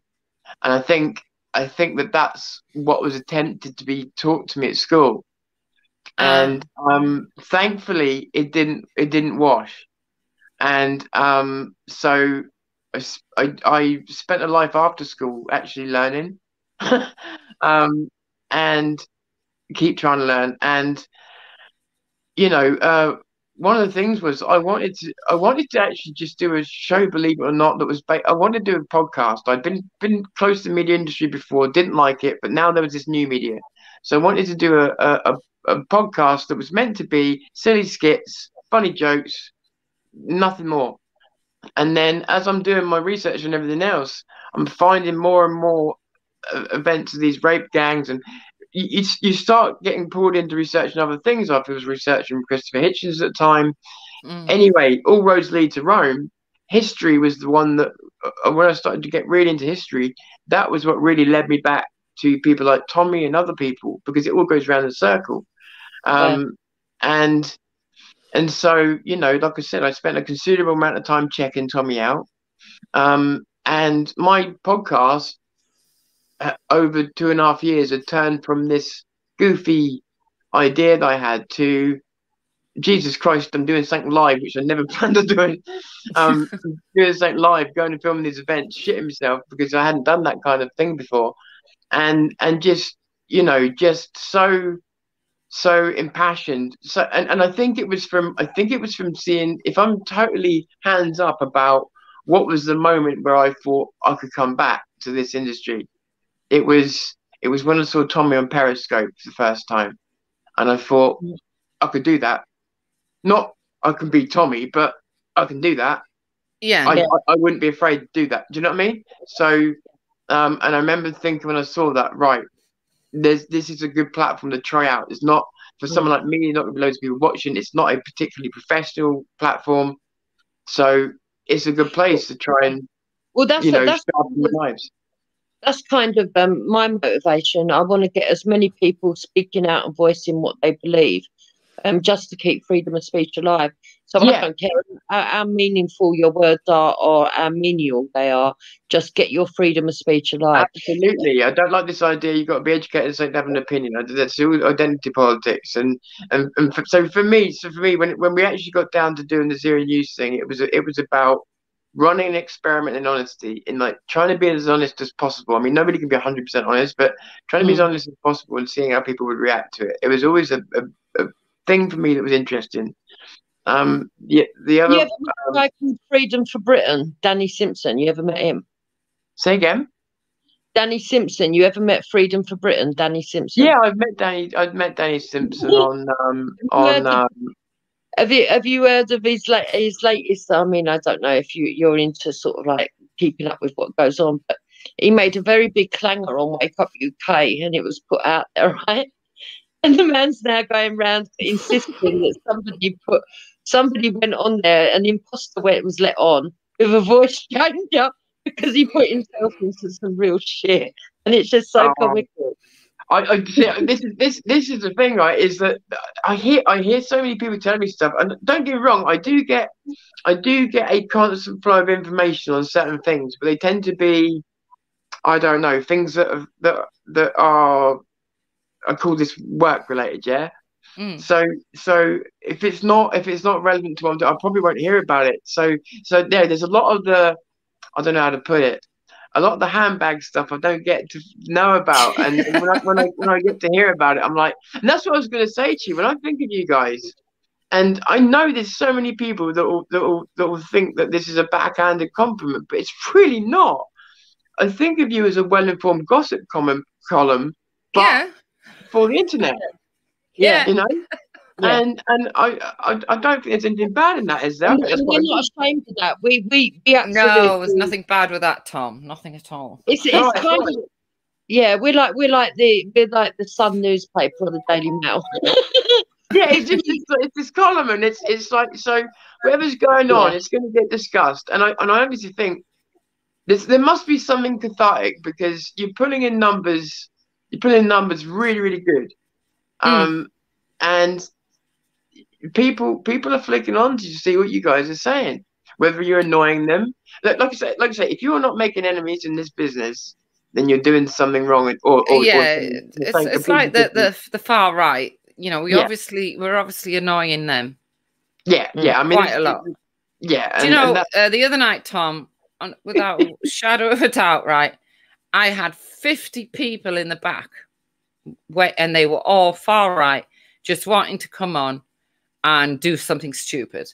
And Dukes was talking, and I spent the whole night literally just deleting them one after another.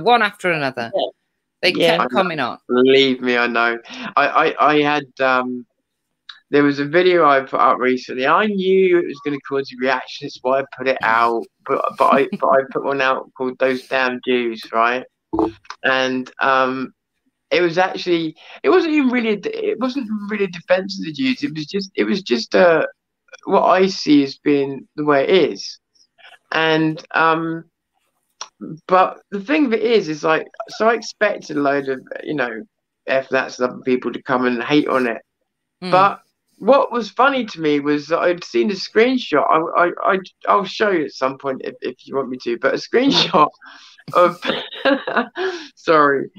of the PA lot saying go and downvote this video in their group. Oh yeah, no, they do, yeah. So the thing of it is about that is like, if you're so sure that what you're saying is right, then why do you need to put this in this group? And it's like, because you're trying to change public perception by making it look like more people naturally hate the Jews. It's really, really mind-boggling when I keep being told by a lot of these people how low IQ I am. It's mind-boggling that these are the best plans coming out of them.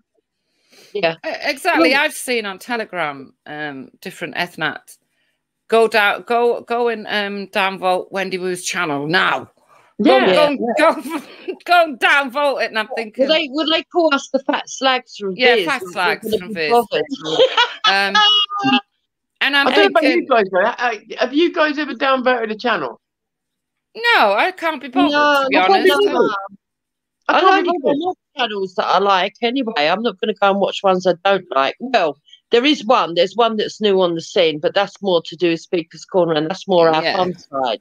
But because for me to want to downvote you, I have to be really wanting to show some kind of disapproval, and I have to admit something at that moment. I care. Yeah, exactly. Well, I don't care. So exactly. when I've done a stream, I look at the likes, and there'll be so many likes, and I always know there's going to be far more dislikes. But I don't care. I don't know why they're bothering. Because the other thing is, as well, is I've tried to explain to these people before, is that it actually, from your position on your YouTube channel, it does you good. It does you good. YouTube love it. They don't care whether they're up or down votes. They care that it's activity.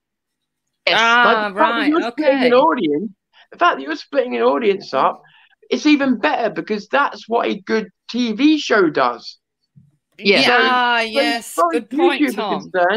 They love it. And then the next thing, the numbers that really matter is your hang on a second, what's it called? I was going to say an internet term, then it's the wrong term. Oh, I forget what it's called, but it's the ratio in which they're watching your videos. And let's say it's up around 8 minutes. When you bear in my mind how many people that just turn off straight away, because that's what the internet's like. If you get up like 7 or 8 minutes, you're doing really well. Well, I've seen people's YouTube studios. They've shown me, and they're like their ratio. I forget what it's called. Retention ratio is like 10 seconds. So they got like thousands of subscribers and thousands of views, but nobody's watching the fucking videos. So there's these no point then, matter. really, is there? In that? Exactly. So these things matter more. So what? And I've actually explained it to these people, but they care too much. And it's like, if you really want to damage channels like ours, indifference is the only way to really damage our channels. That is the absolute key. They think that me and Wendy care what they think of us, and we really, really don't. No. All we're doing is giving our opinion. What you think of our opinion is up to you. We're not dictators.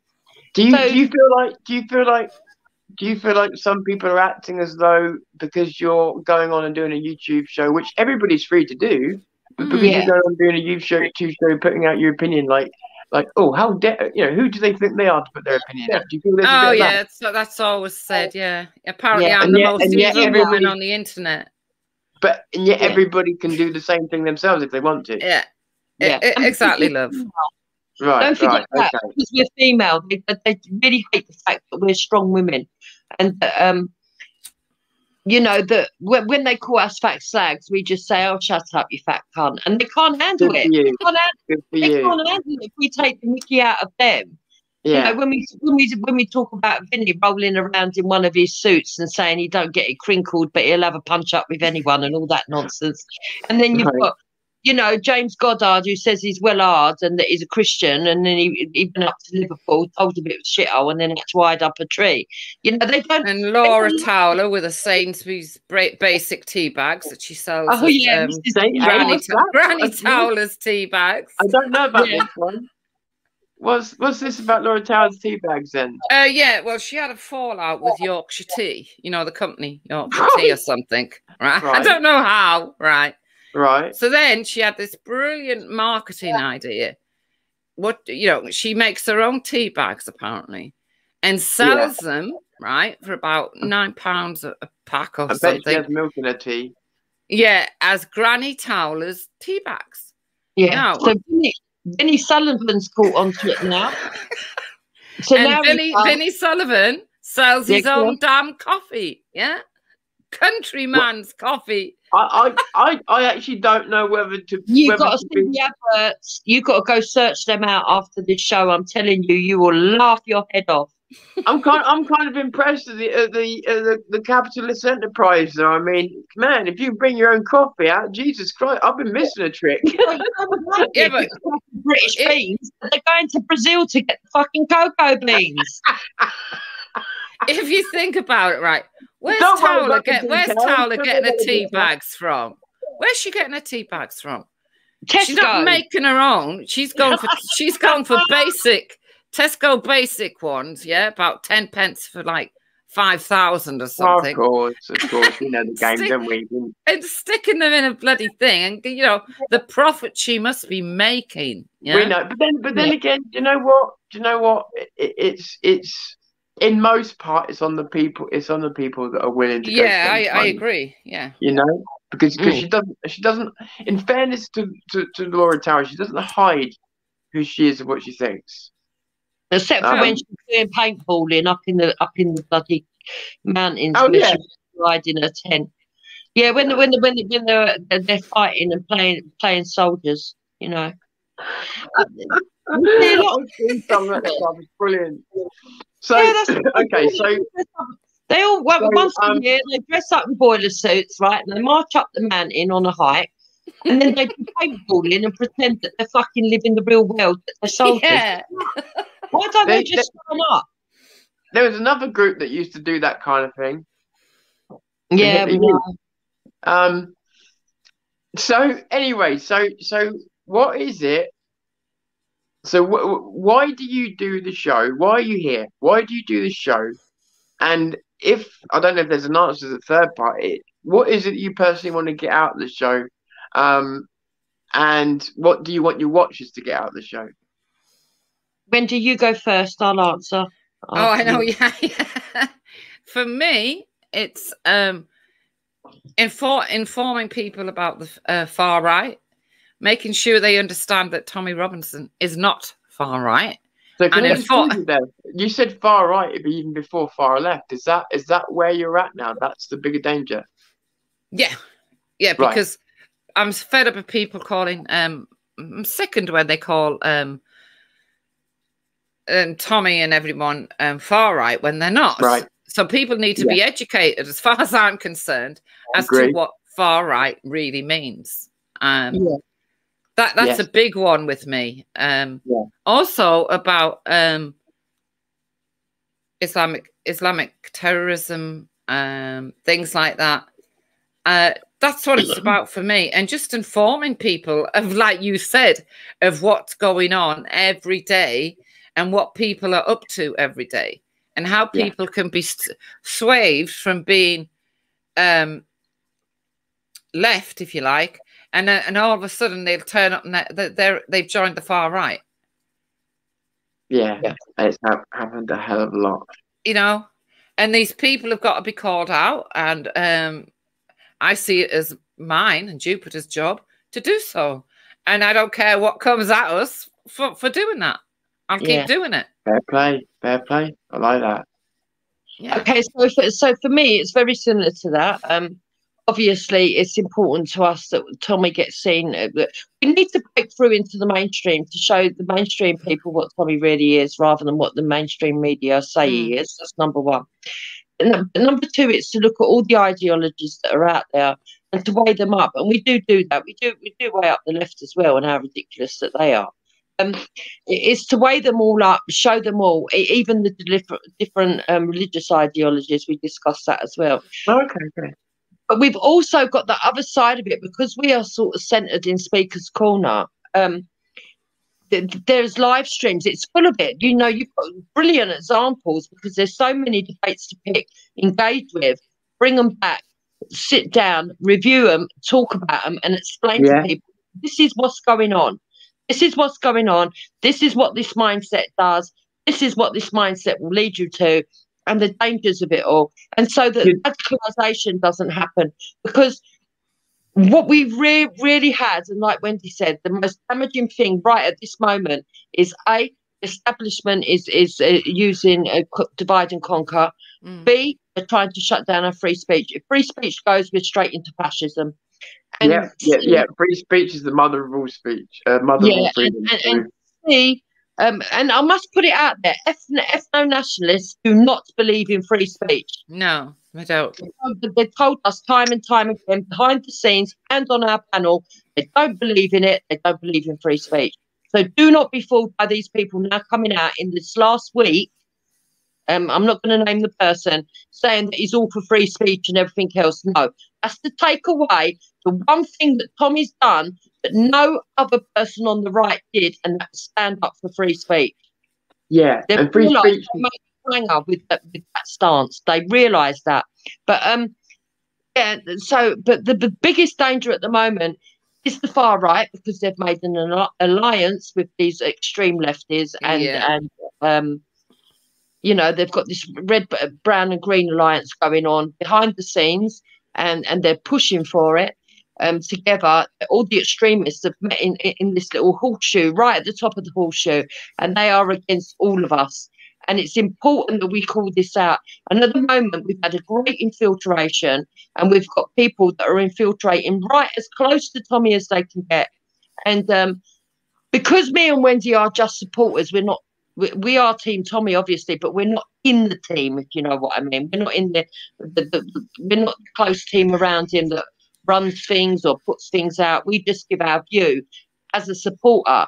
We hope that not only do the supporters understand the message that we relay to them, but that also Tommy listens to what we're relaying to him, because it doesn't look good having people that are ethno-nationalists standing around you, unless you make it clear that it's only on friendly levels, and that you don't share the same ideology and where you differ, you know, and those kind of things. So we're not afraid to say, actually, Tommy, we think you're doing the wrong thing there. You shouldn't have done that. Or, big up, Tommy, you've really done well there, or whatever. You know, we like to see it from all angles, and we're not going to be scared of saying it and criticise. No. And even down to ethno-nationalists. I mean, me and Wendy don't agree on everything, but we do agree on quite a few bits, but not everything. And that's also the beauty of us, because we can disagree on the panel. But there is one thing that I've always said that I do agree with our ethno-nationalists on, that I wish our government would listen to. And it's because I've spoken to black nationalists that hate this country, do want to leave this country, that I say this. Not because of white nationalists, but because of the black nationalists. The one thing that I will agree with ethno-nationalists on is that our government need to find a way to allow these people to leave this country and not return. They need to allow to find a way to let them go find their roots and fuck off and leave us alone, because all they are doing is disrupting community cohesion. So any businesses that can help them people get to where they want to go, let's fucking help them. Let's give them the fucking train ticket. You know what I mean? Let's give them the airfare. Whatever it is. Do you know what though? It's like I think it was in Australia. They had the same problems we have with immigration and stuff like that. They solved it in 10 years. They solved it in 10 years. It was done. It was over, and they solved it because they just took the boat straight back to where they found them, left them, get on with it. You put yourself here. You deal with it. It sounds harsh, and it is. But it stopped it completely. Now, nobody takes their life. Nobody loses their life at sea, because nobody dares take the chance, because they know they won't be saved. Well, I tend to agree with that. Yeah. You know, and I know how that, you know, I'm not saying just sit and watch someone drown in some water. I mean, fucking save them, but don't take them then all the way to another country when just the fact that they've just nearly drowned doesn't take away the fact that they've just broken the law, as opposed to all the people that have filled out the forms and done all the right things and done everything correct, and they'll be put ahead of them. Yeah, they're jumping the queue. Sorry? Yeah, they're jumping the queue. Yeah, jump in the queue illegally. And have you noticed how like with the left and that, or when you try and talk about this, the word illegal just seems to get brushed aside. Oh yeah, they're just immigrants now, aren't they? Yeah. Yeah. So they weren't illegal. Get signed. That was down to Theresa May. She sold us out anyway, just before she made a deal for the Brexit. She signed a lot of treaties that said that a load of people could come from Africa and other countries, and also signed up with this UN agreement on how refugees and that should be treated, and what rights they've got once they step onto the land. People really need to go and have a look at all this stuff. Also, the 2030 on the World Economic Forum, they need to go and have a look at all this stuff and start seeing if they can see what they say they're implementing, if they can see whether it's realistic to what's happening now. Because believe me, it is. What we used to think of as conspiracy theories, a lot of it is actually coming to light now. Not all of it. I'll tell you something as well. If a lot of people could be beamed out of their chair and put in certain places in Somalia for a day, this whole argument would be very, very different. And especially when they got kids and stuff like that, and the kids are involved. Because you've also got to remember it from another point of view, and that is it reasonable? Is it even reasonable to expect a man in his 30s from Somalia who's known nothing but a brutal way of life? Is it reasonable to expect that after 6 weeks of being talked down to by our government, that he's going to suddenly change the habits of what's kept him alive his entire life? No, he's not going to change. No. It's not going to change. So unfortunately, that's the point where you just got to say we're incompatible. And that's why when they had all this that law they have in Europe, about the next safest country. Yeah, it makes sense because it's also going to be the country that's going to have the culture most like yours. Well, most of them come in here are economic migrants anyway. Look, we've got a great big wave of water between us. You can't tell me they're just walking in. They're not just walking in. Right, exactly. Exactly, and that's what makes a farce of it all. Of course it does. It does. And if we are going to take refugees, we should have a set number. We should be vetting the ones that we take, and we should be taking them directly from these camps and the ones that we want. Do you know? Is it me? I feel like some of this is a spillover from the British Empire and stuff like that. It's like we don't have India now to put people in. We don't have half the planet now. Why is Britain being asked to take on the same load as like Australia and America? It's like, are you kidding? Are you kidding? We're a little fucking island. Yeah, and we're full. I'm sorry. We're a little island. We're a little island. It's full. And we have bloody, what is it? Sorry, hose pipe bans and shit every year because we ain't got enough water in the reservoirs. Yeah. Well, it's funny you mentioned Ricky Gervais earlier because he does a funny little sketch where he talks about Nigeria getting their independence and then 10 years later they get a phone call saying that they're in problems. And it's like, yeah, what do you want us to do? You're independent now. And it reminds me of like, what it is they want their cake and they want to eat it at the same time. And they don't like it when we point this out to them. This is also something that I say to FNATs as well when they go on about Israel and they go, oh, but we should be bothered about the Palestinians in Israel. Why should we? We want to sort out Britain. We want to sort out Britain.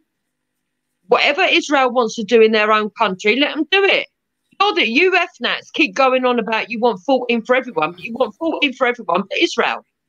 So you're the ones that are prejudiced.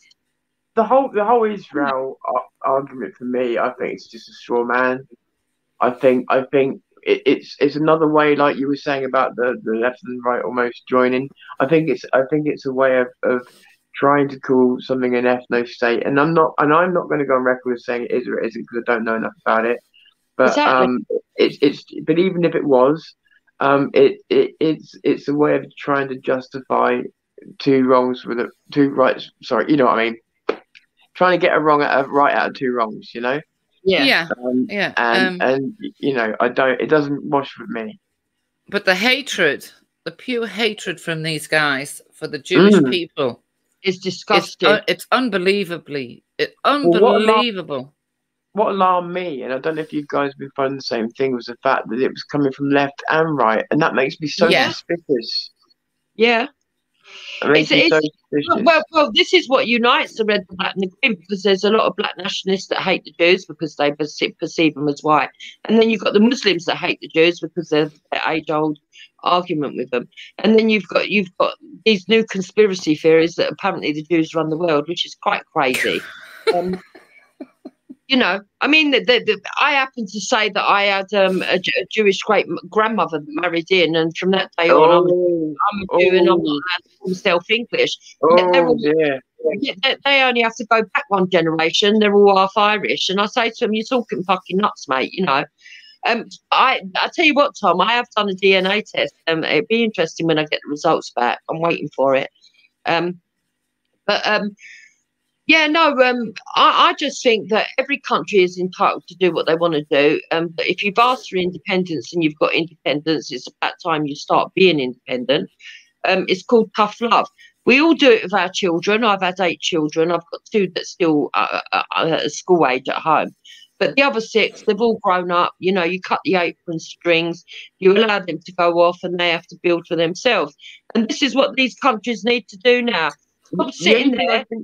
That we need to do to help those countries, and it's really a non-interference policy, and that is we need to get the people of the Gretas of the world to start pointing at China and other countries like that, and leave the countries alone that are developing. Yeah, because the countries that are developing it's a proven thing now. It's a scientific proven thing that as the country's developing, yes, it will go through these fuels that are not great and blah, blah, blah. But as the country develops, the more conscientious it becomes of its environment.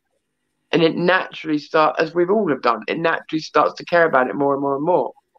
So I just think that yeah, you're right. The emphasis should be put on those countries. But at the same time, I think when it comes to the green side of things and that, we've got to have a bit of give there and let them evolve the same way that we kind of have, because with some things there's no circumvent, there's no, you know.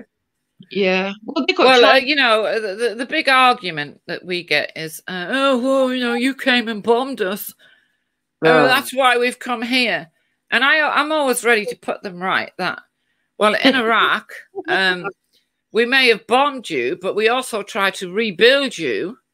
And then your little insurgents come along and blew up what we rebuilt.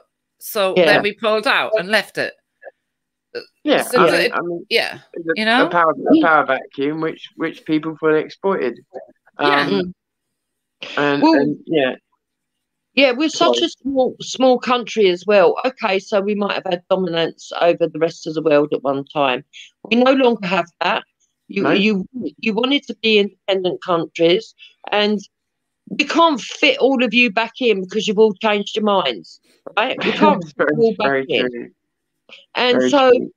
The only way that I would say that we can help them, and it goes back to the ethno-nationalist idea that we should try and do something for the ones that want to leave, is why don't we find some sort of system or agreement with the African continent, different African countries, to pay a wage to people that want to go back there for a certain contracted amount of time, and they build up the infrastructure while they're out there.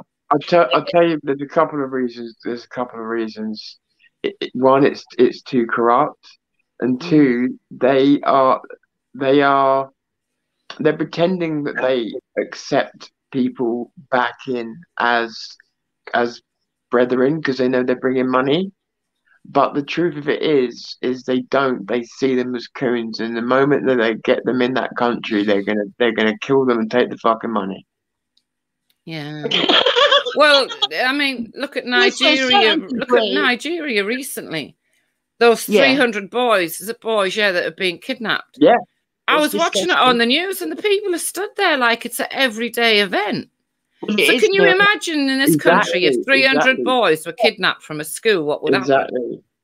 To a certain degree. So this wouldn't be what people would think. You know, the people, the black people returning with this money wouldn't be treated the way that you might imagine they'd be. You know, they wouldn't be treated as heroes. Something a lot worse. But of course, the ethnos don't care about that because they just want to get rid of them. Yeah. No, but what I was saying, Tom, is not so that Right. it's on a contractual basis, right? You get a lot of these black people that I've spoken to them, the black nationalists, and they say that they're descendants of slavery. They feel they've lost their roots. They believe their roots are in Nigeria or Ghana. Now, if we could just make a deal with these countries that we provide housing, water, and electricity from while they're out there, and a wage. They go out there, they help build up the infrastructure, they spend a contracted amount of time out there. At the end of that contract, they decide whether they want to stay there, if they really like it, or come back. If they come back, number one, they would be grateful for what they've got here because they would see the harsh realities. Okay. But number two, they would have also had that little hole that's in them, a bit like an orphan child of finding their roots. And thirdly, they would leave behind infrastructure that they worked on for the next lot to go and build upon. And then eventually, hopefully, the infrastructure would be so good that more and more people would want to stay than come return. But the thing is, right, if you go and work for a family company as opposed to Tesco's, you are always going to care about that family company more. And if people are building their own villages, let's say it that way, then the chances of somebody wanting to stay, wanting to actually say, look, you know, I've built my home, and it is home, you know, that like you say, with each, even if it doesn't take it further, that mentality is going to set in. It would with me, you know, and you realise the almost the what's the word? Sorry, the endless sky of possibilities. You know, so from that point of view, I just think obviously, you know, I just want to distinguish on the stream today for anybody that's joining. This is not us saying we think that X amount of people should be shipped out of the country. This is more for the people that. I don't think it should be. Oh, everybody that's black that should go. Yeah, no, not at all. I'm talking about for these ones that because they're never going to get reparations. Okay, they say that they want reparations. Well, they've had them from us, even though we didn't do anything wrong. But they've had them from us. Yeah. From So, the Brits, I just think it would help them a bit like an orphan child. You know, years ago we used to have children that came out of orphanages that never knew their parents. There was never no records, and then they decided to keep records so that these people knew their roots. And even if they go and meet their real parents, quite often a high amount don't keep in contact after a while. But that unknowing has been filled because they've now gone and got the knowledge, and then they feel complete and they move on with life. And I do look at some of these that are descendants of slaves. They seem to go on about it all the time, that, you know, that they didn't want to be here, they don't feel right here. And I think for them, if they just went back and saw just how bad it could be, the harsh conditions of the masses, because I'm not saying all of, like, take Nigeria, for example. Yes, in Lagos, there's some beautiful buildings, there is some beautiful hotels, etc., etc., etc. But in the main, if you was to compare the poorest of Nigeria to the poorest of a British person, you know, I know which one I'd rather be.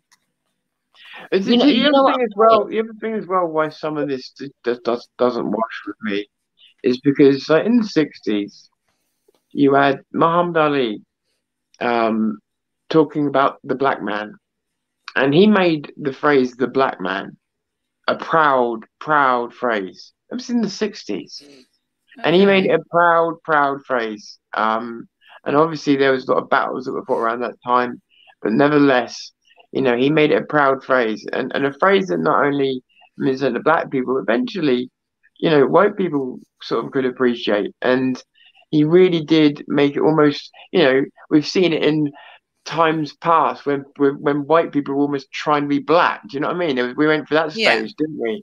You know, it was cool to be black. And so I just think, in so many ways we're so far past a lot of this that, like, to keep having it dragged up again. It's just so frustrating. Sometimes it's a bit soul destroying because it just feels like we go backwards. So I feel like people should already be grateful.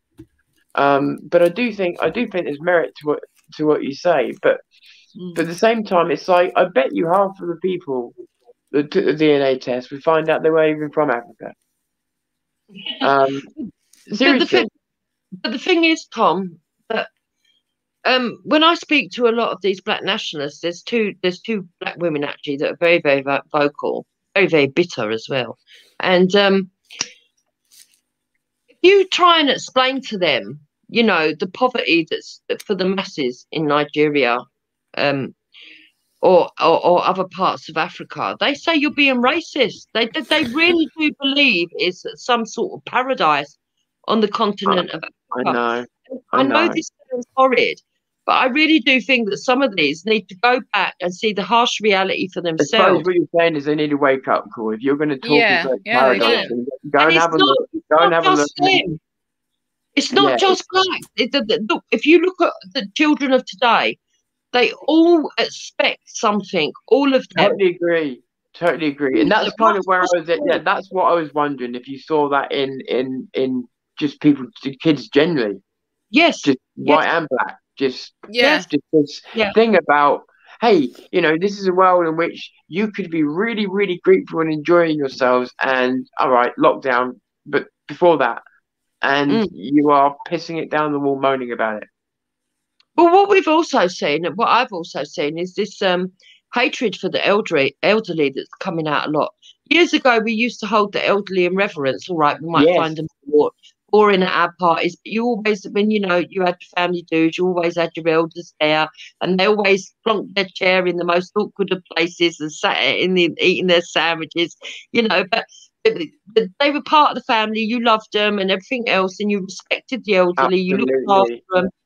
And now there's this sort of hatred that it's almost like they think that we're blocking, because they consider me and Wendy really elderly. I mean, I'm anything over 20 is considered elderly now. But and they kind of the things that they say, you know, get off the net.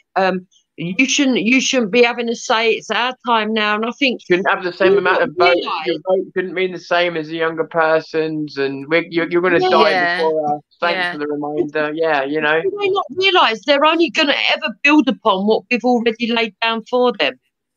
No, they don't. Every generation that comes before has laid a foundation, and no, they don't, because they're taught that history is their enemy. They're taught that, you know what, instead of learn from yesterday's mistakes, you know, and don't apply them today, they're told or shown pretty much destroy any signs of any black marks in history. Because that's really going to help you to remember not to make the mistake. Is to forget you ever made the mistake in the first place. Exactly. I agree with that, Tom. Yeah. Well, I've always said this. You know, if Black Lives Matter get their way and they erase everything, in 100 years' time, will slavery become out again? Because they won't even know that there was once slavery before. It's 100%, not 100%. It's willful ignorance. It's literally willful ignorance. The most literal example of it. It's let's willfully go into a world that is completely more ignorant, and then still bang on about these causes. Like, well, I expect anyone to know anything about them. You're destroying any credibility you've got. You're destroying everything. They just want to destroy everything, and they're not the only ones. It's not just Black Lives Matter. There's a lot of people on this thing that they just want the end of everything. It's almost a bit of a fetish. You know, it's the end of everything. The end of everything is. The interesting thing about Black Lives Matter is white people that are the most vocal, and white people who are the handlers. It's quite old white liberals, actually. A lot of them. Yes, it is. Yes, it is. Yeah. Majority in Britain, I'd say. Yeah. And this is the thing. If you look at the footage of the statues being taken down, in certain places, it was nearly all white people. Yeah, exactly. And I tell you, I'd be angry if I was a black conservative. That was being done in my name. So when I talk about Black Lives Matter, I'm not necessarily talking about black people. I'm talking about the organisation. I do want to make that clear. Yeah. But, it's all become a joke, you know, and some of the things they say. I mean, I suppose that's the other thing that me and Wendy have got. We've got humour. Like they told me I was too old for I was a doddering old fool and I should just stay in my house. So I put up loads of videos of being a bikini in the back garden. That fucking blew my mind. I didn't just have the moral police from said community. I also had, you know, old men, same age as me, telling me that I'm mutton dressed as lamb and 50-year-old women shouldn't be allowed to wear bikinis and it's disgusting. Oh my God. Yeah. So at Christmas, I've got a very tongue-in-cheek humour. So at Christmas, I then put out a video of me dancing, right, in fishnet tights and a dress. And according to them, it was a strip tease. I mean, as far as I know, you can't strip tease. But because the dance was a little bit provocative, they couldn't handle it. They went nuts, you know. I do that, so I do like. I can only imagine. Yeah, I do like to poke fun at trials. So I'm aware time's ticking on. I don't know how much time you guys have got left. So if I just ask you a couple of quick questions, if you've got the time, if you haven't, tell me, and we'll wrap up. That's fine, love. We're fine. Yeah? We're fine. We're easy as it goes. Well, sorry, go on. We're easy as it goes. We sometimes do live streams till 2 o'clock in the morning. Yeah, I know. I just didn't want to take liberties, but okay, but that's fair enough. No, so I wondered if you could pick someone in around. I suppose I don't know. Let's make it personalised so people get it. So let's say someone in the movement or at least around the belief system of it. If there was anybody you guys could have on your show to interview, who would it be? Douglas Murray. Douglas Murray. Yeah. Yeah, he would be quite interesting. Yeah, I agree. I'm a shame that guy's gay. I'm a bit annoyed with Douglas Murray at the moment. Oh, why, Tom? Do tell. I like Douglas Murray very much, and I've never met him, but some friends of mine have, and they kind of confirmed to me the thing that I feel with Douglas is that he writes about these things and he's brilliant. But I don't know if you've noticed, but he's definitely. And in some ways, I can understand why women like him. He's that charming man, and he's in many ways he's chilled because he used to be very, very. He'd go for it, but I kind of miss a little bit of that. And I feel like he's more. How do I explain this? I feel like he's more writing obituaries than he is fighting for anything. And sometimes I feel like he's content to sit there with a sort of wry smile and toast to the end of the Western world. And sometimes I do feel like that about him. And I know that he's been asked to get involved. And I do understand, by the way, some of his reasons for not. It's just that it was like Peter Hitchens was saying the other day, that he's been fighting against this lockdown thing. It would have only taken voices like Douglas Murray's and a few others to have really made a difference, but they won't get involved, and it's just frustrating because I like them so much, and I appreciate their work so much, and I wish they'd just get out of the parapet, you know. Raise his head a little bit further.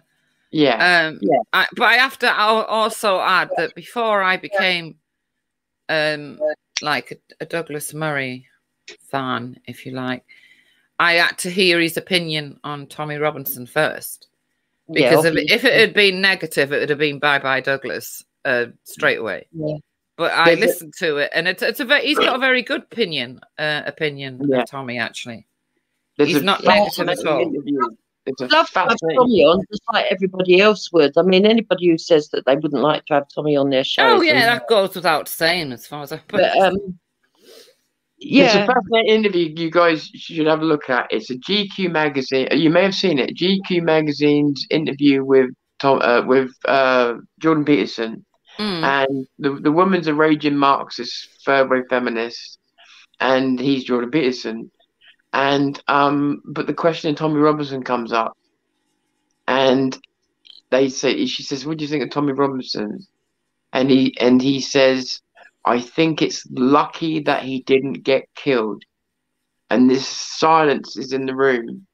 And because she knew that probably anything that he said from that point wasn't going to fit the narrative, Yeah. She didn't have the balls. She didn't have the journalistic courage to push him on that, because it would have meant something bad for the establishment and not, not for it. So she didn't, and it's such a shame, because this moment, you could tell Jordan Peterson just needed one more button pushed, and he was going to say everything he thought about Tommy. It was clear. It was clear even that in that suggestion that he was blaming the establishment and not the man. Yeah. So it would have been really, really interesting. So that was a GQ magazine. It's obvious the state have come down on him because they were scared of his popularity. And the fact is that he brought to light their corruption in so many ways. The thing is, we used to go. Gangs opened up so many things. I mean, you've got forced adoptions now. You've got the incompetence of so much of the establishment, like the police, social services. Then it leads on to the education system. It opened up everything wise and laid the innards of the country bare. And I do think that they want to see him as some kind of scapegoat. But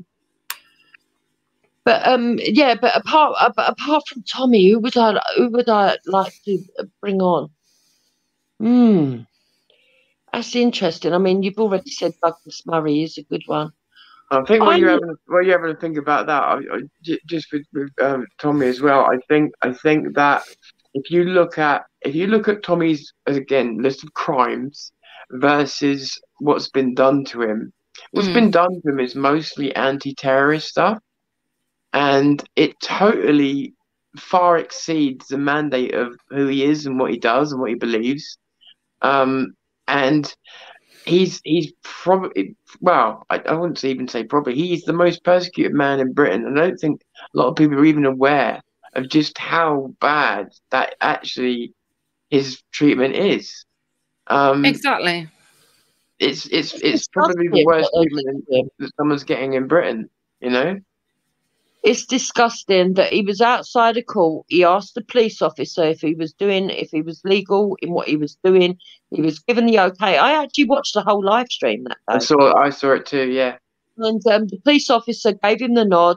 Next thing you know, he's been arrested. He's been dragged into court. Within 2 hours, he's sitting in a prison. Yet the court case that he was covering, right, had already found the people guilty. They were going back for sentencing, and one never went back because he went on the run because he was allowed out on parole. Yeah. It's an absolute fucking farce. And on top of that, there was a Sikh reporter out there that never got arrested, and the BBC had already reported on it. Yeah. They saw an opportunity, went for it, and even when things didn't line up, they went for it anyway. And we saw how he came out. I think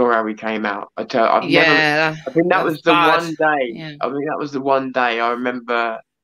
I remember seeing that and just you felt sick. You were like, you mother. That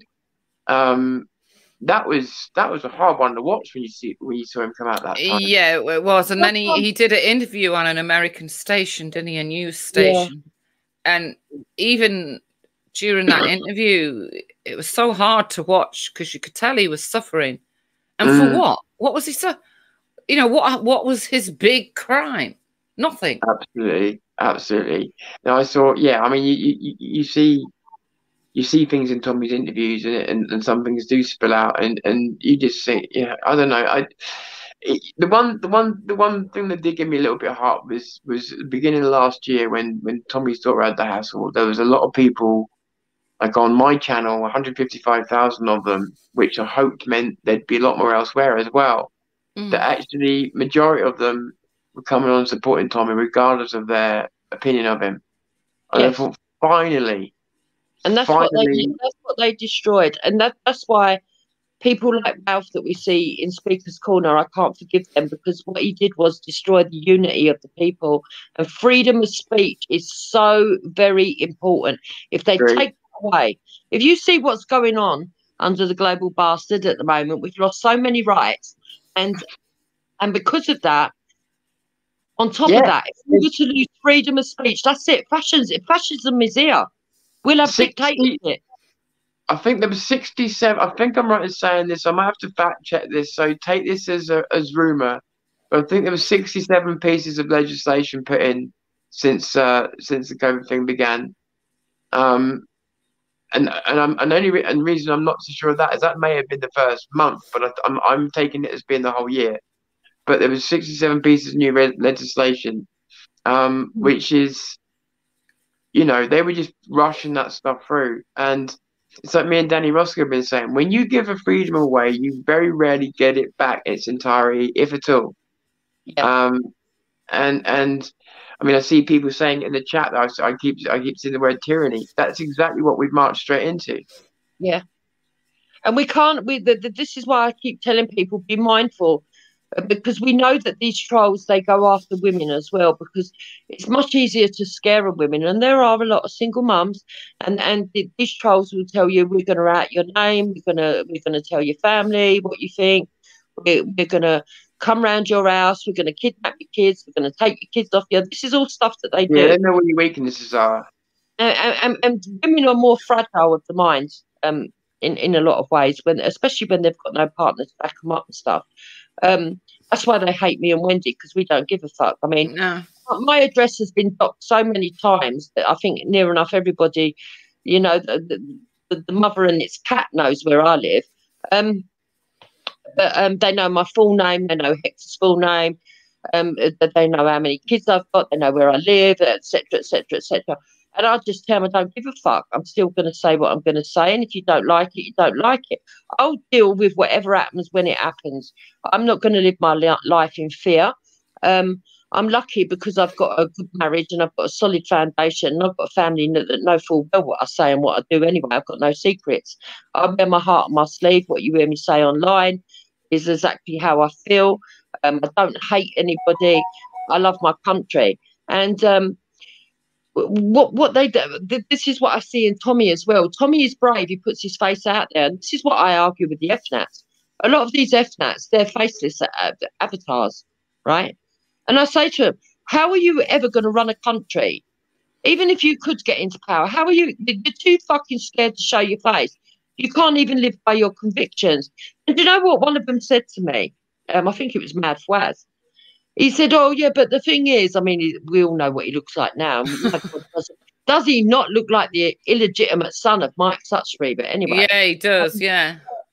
Anyway, he said, oh, but the thing is, we've all got jobs and we don't want to lose our jobs. I said, so you're putting money for your convictions, which means you're corruptible. And therefore, if you're corruptible, we don't need you. The beauty of Tommy is, and a lot of people go, oh, yeah, but Tommy, he's not the best of debaters, and he puts in his foot in it when he says things that are sometimes a little bit racialized, etc., etc., etc. And I turn around and I say to him, no, but that's what we do want. We don't need a polished politician anymore. I was going to say, do they just mean he's working class? Yes. Yeah, that's exactly what they mean. But we don't need that anymore. We don't care about the fucking optics. We don't want the suits. We don't want the polished language. Oh, we don't want you telling us one thing and doing another. We'd rather see you warts and all. And I'll tell you what, after how many years is it now? Since it's over 10 years, isn't it now? In all the years that Tommy's gone through all this, he went from the most hated man in the world, okay, to overnight popularity, which would be overwhelming for anybody, right? Global popularity. Yeah, overnight, and that would be overwhelming for anyone, not just him and his family. But he stood by his conviction. He's never pleaded guilty like some others have done, and set precedents now. So that other people ended up convicted, which I think was absolutely disgusting. And James Goddard, yes, I am talking about you. You're a fucking farce and a fat lump at that, right? But at the end of the day, Tommy has gone through all that. He's gone through being locked up. He's had death threats. He's had to move his family, and he's still stuck to convictions. Remember that day when he said as well? I mean, can you imagine living like this? That day when he said that he went out, thinking, calling himself paranoid, pretty much. thinking he's going fucking crazy, being paranoid, and then he goes out and finds fucking police in a fucking white van listening to it. Yeah, I remember that. Yeah. It's like, Jesus Christ, it's no wonder you're feeling paranoid, because you're bloody right. And I just thought, I remember that time particularly, and just thinking, there's only so much anybody can take, you know. But he's amazingly, he's got through it all. But I just remember that really showed me a lot, that they would spend that kind of money and resources on Tommy Robinson, which was, let's face it, you know, might have called a street protest, might have gave a speech. Do you know what I mean? But you see, Tom, he was able to galvanize a lot of people together. From who else has been able to do that? The young, on a working class level, no one for years. Exactly. Yeah. No one and for years. He is exactly what we want. We do not want these middle class toffs that have not experienced anything telling us that you've got to wear a suit and have a cut glass accent and bring in fucking data charts. We don't need it. And this is a problem as well with the kids being taken away and stuff like that. It's like they're being taken away sometimes based on middle class values, and it's wrong, because you're trying to force a value system on people, as opposed to, you know, are they treating the kid appropriately or not, you know. And I see more of that going on, but then again, I also see it's becoming a trade to take children away anyway. But anyway, so have you thought, who would you like to have on? Oh, I don't know. I still don't know. I think I would go out on a whim, and it wouldn't be anyone to do with the movement, but it would be for my own personal reasons. Two people. One would be Sean Bailey, because I don't think we hear enough of him, and I think we need to know more about him because of all this London mayor business, and we need to find someone that's on the right that can push out Sadiq Khan. And I have seen a lot of interviews that are written about, so I'd like him to do a proper full-on interview. But number two, on a much lesser level, Jack Dawkins, I'd like him to come and stand and tell us exactly what his politics are, because right now in this movement we need to know. So yeah, Jack Dawkins, I'm calling you out again. Fair enough. So have you got any long-term plans with what you're doing, or are you just kind of like playing it sort of down the road to seeing where you end up? Is there a plan, or is it just hey, let's just see where we end up? No, for me, Matt, the plan I have is to keep an eye on everything that's going on, and to always let people know about it. Good, bad, no matter what. Just let people know about it. Always keep them educated, because not everyone can be bothered, or like you said, you know, 2 minutes, 2 seconds on the internet and they flick to somewhere else. That's right. Yeah. Where I'm different, I will sit and watch and wait for something. If I'm looking for something, I'll find it, if you know what I mean. I could definitely tell from talking to the pair of you that in terms of, say, you were talking about like Speaker's Corner and that, I can definitely tell in talking to you that you would be the perfect people to take a situation, not just Speaker's Corner, but any situation like that, and actually break that down for people who are new to it. Yeah.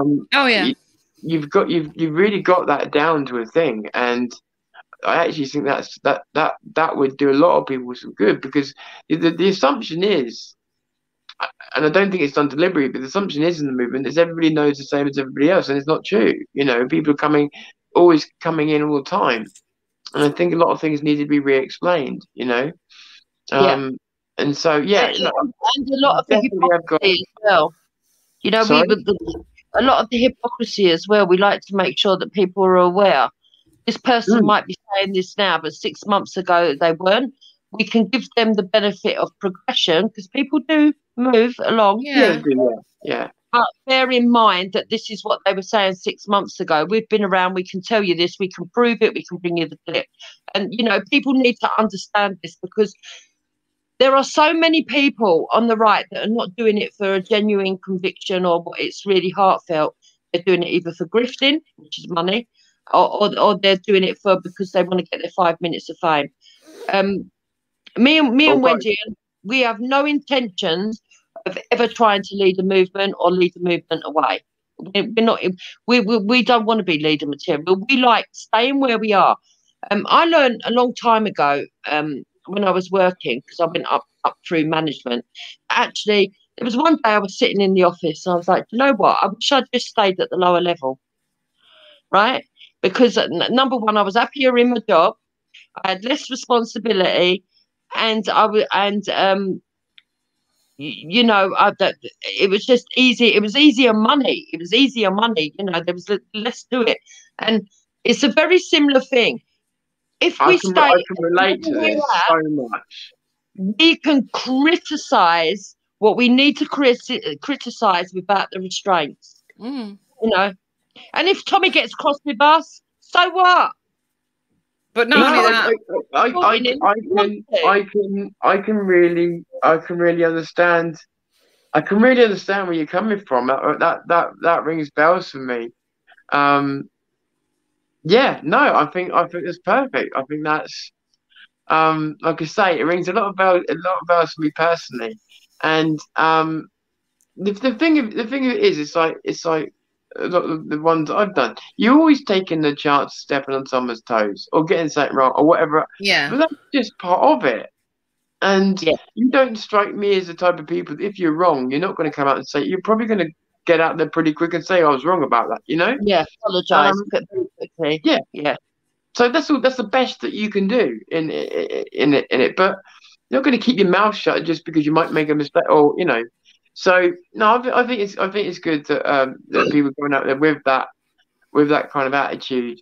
Where do you stand on? I mean, we've touched on it, but where do you stand on the whole global bastard thing? I don't think I've heard you guys talk about it. Yeah, the global bastard. It exists. There's no doubt for me that it does exist. I'm not going to say it doesn't, because it does.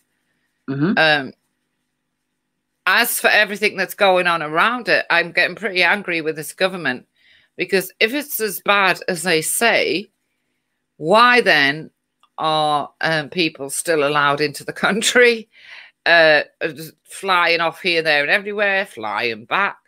Why are these illegal immigrants not being stopped, you know, down in Dover and elsewhere? Why are just different things not happening? It's not adding up. Something's not adding up for me. And that's what I get confused about. But I do get angry with the government, and I'm going to remain angry with the government because they keep letting people in every day, when apparently we're under the greatest threat ever from this global bastard. Yeah. So it doesn't add up. These news things they do every, I think, Monday and Friday. Yeah. I feel like kicking the telly or watching the telly, because I know they're lying and they're not telling the truth. I know. It's so you don't. I honestly get to a point where I don't know whether it's a laugh or cry. Literal. I don't know whether to laugh or cry. You know. Well, they're always sneaky as well. They do this sandwich thing, don't they? They give you good news, bad news, and good news, and you often miss the bad news. They're fucking sandwich. See, they did this the other day. From if I'm understanding this right, and I could be misunderstanding it. Someone needs to go through it a bit closer than I have, but my understanding of it, the government did this speech the other day, which was talking about the exit out of all this. Yeah, and that was a bait and switch as well, because it was actually a way of extending the lockdown. I don't think people noticed that they sort of, I don't know if they changed the date exactly. They did something. They did something that caught. Well, there's 4 tests, isn't there? There's 4 tests that everything's got to be passed before it gets lifted on the 21st of June for good. Right. And my answer to that one was, well, so how do they know they're going to, what is the virus going to say? Okay, then, right. Yeah, I'm going to play ball. Bye now. Bye. 21st of June, bye. It didn't make sense to me. What he was saying didn't make sense. Well, they told, no, because it doesn't. they told us last year that weather didn't affect it, right? When it blatantly did. They tried to say it was lockdown that had stopped the no, it wasn't. The weather was blatantly a factor. Yeah, it was. Yeah. And that was why there was no spikes when people got together on the beaches and stuff. When people did the protests and that, there was no spikes, nothing. And in certain dry climates, I know some of them had it now, but generally speaking, a lot of dry climates haven't had to do the same things. And it's this constant need to lie that has got even the people that believe the news and that it's got them to just ask, why do you, if there's nothing to hide, why keep lying? Yeah, why aren't they admitting that? Oh, by the way, yeah, when people from the red list, the countries that are supposed to go on quarantine, well, they can come in via another country that isn't on the red list. Therefore, they get into the country and just walk straight in. Exactly. You see, these things are not pointed out, and most people just listen to Boris or Hancock or whoever and take their word as, oh, well, they're telling the truth. No, they're not. Because now we've got this Brazilian bastard that's wandering around, and there's a hunt on for this one person, apparently, who may be carrying the Brazilian bastard, right? Exactly. And this guy, this Brazilian bastard, right? And I'm just talking like, not person, but you know what I mean? Got in via Zurich and some other country, walked into the bloody country, but he'd come from a red listed country. See what I mean? It's the whole thing's a joke. The whole thing is a joke. The way it's been handled in that. Listen, we knew when they flew the Romanians in, and might I add, there was I still remember it to this day because me and Wendy were disgusted. They were showing us the airport, right, coming in from India, and there was all these people with their clothes in blankets, what I call blankets. It's a bedding and old sheets and material, not suitcases. And they told us that they were expats coming home, and I was like, and they had a fucking laugh. You know what I mean? But when they flew the Romanians in, that's when you knew, look, either A, it's not as serious as what you're saying, or B, it's so fucking serious and you've just fucked our country right over because you're willing. Because they were even going to put the workers in cramped accommodation, like 6 to a caravan and things like that. You know, I think, I honestly think we're making a huge mistake. Well, we made loads of huge mistakes. And I'm not going to include complying to the first lockdown as one of them, but because I think everybody was in surprise. But I think complying to any more of them was a mistake. But what I can't work out is the double bluff, and I don't know what you guys think. Is it seems like there's a double bluff going on with either the media or the government, and what I mean by this is. So I've been fighting against this massive lockdown and everybody being stuck indoors, and there are obviously people stuck indoors.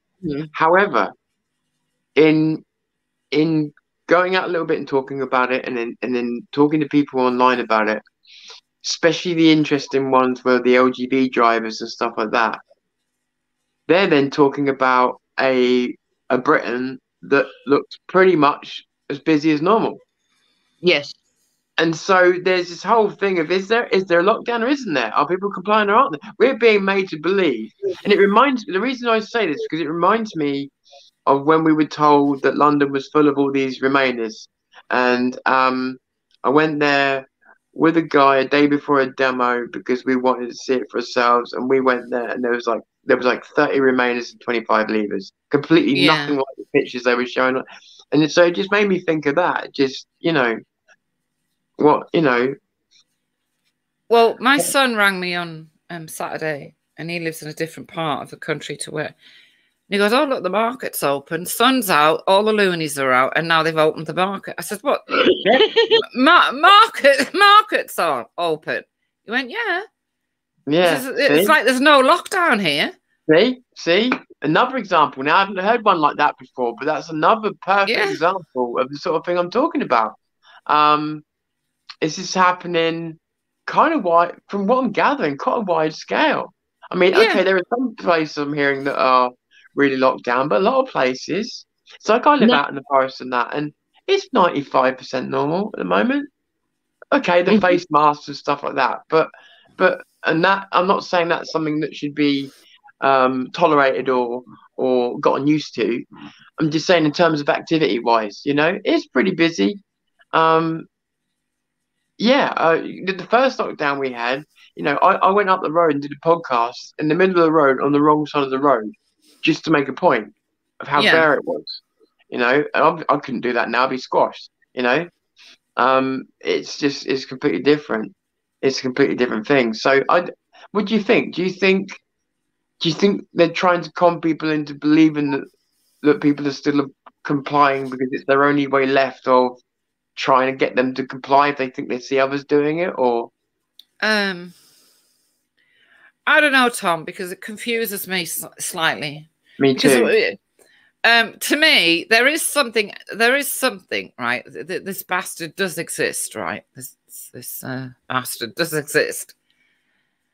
So for me, when the government's saying, right, the police are doing this and the police are doing that, and we want you all to stay in, and we want all, and then my son rings me up and says, oh, look, the sun's out, the loonies are out, and the market's on. I'm thinking, hang on a minute.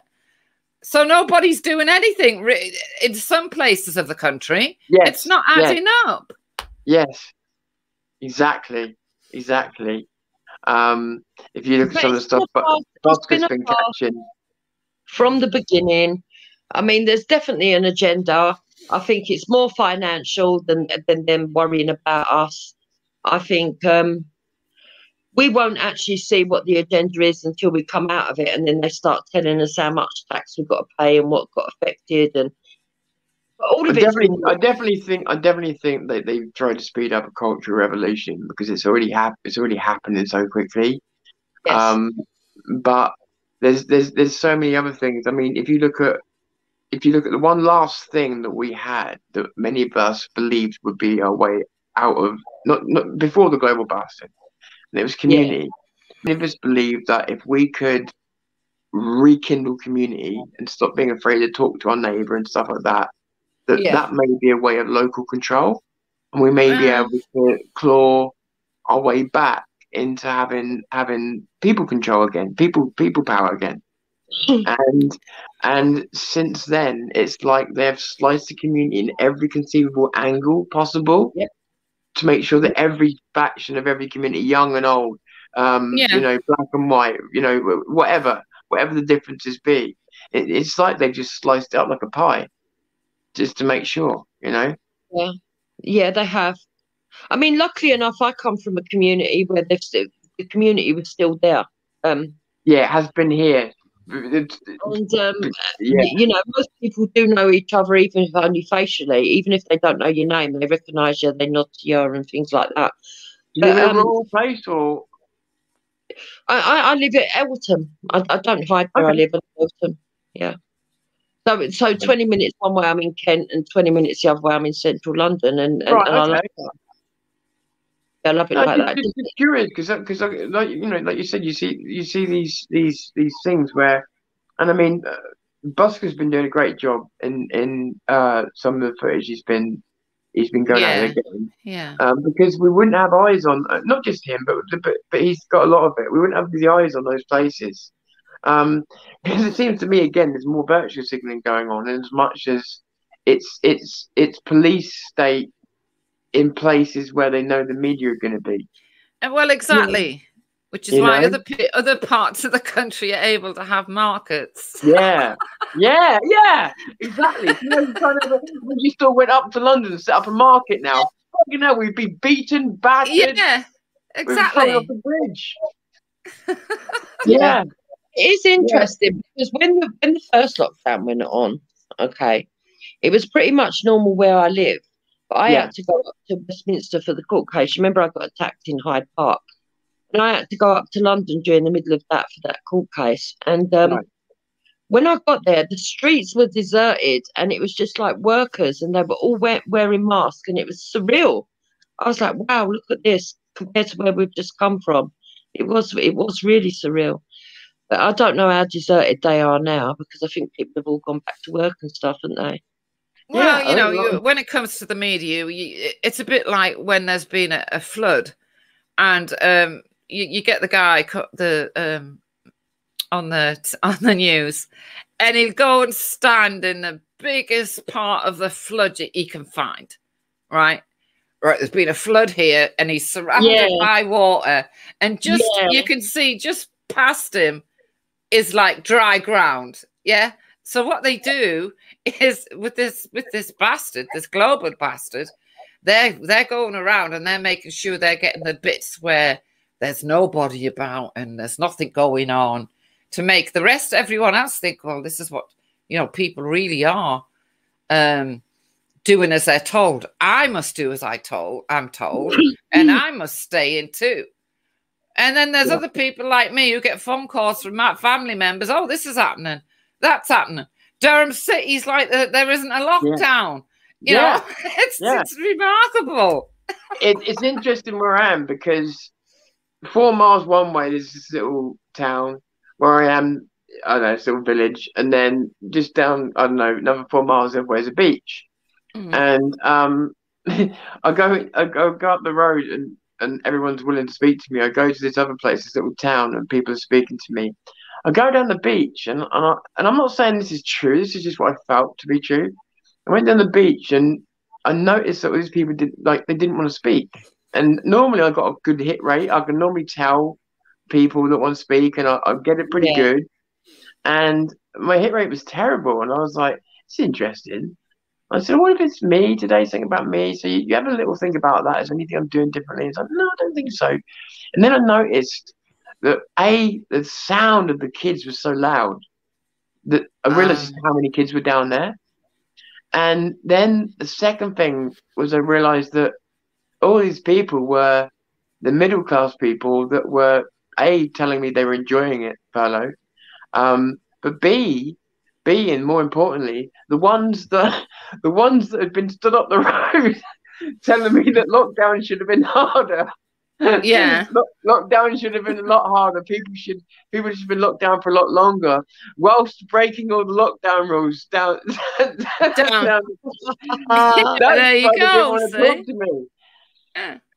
So it was funny. It was funny to see that, because they literally. I mean, this time of the year, the beaches down here is not normally got very many people on it. It's packed. It's packed. Yeah. They're all getting down there thinking they're not being noticed. It and was they're funny last year, weren't it, when they had the helicopters and people telling them to get off the beach? I mean, how surreal is that? Oh, you mean the national alert? Yeah, national emergency. I remember I was in the kitchen. Onto the beach. Yeah, I was in the kitchen, right? And I was doing something, and I heard them say on the news, oh, the national emergency being called, blah, blah. I thought, oh, God, what's happened? You know, some terror attack or something. No, people had gone to Bournemouth Beach. And apparently they were standing behind. What? They were standing by bins.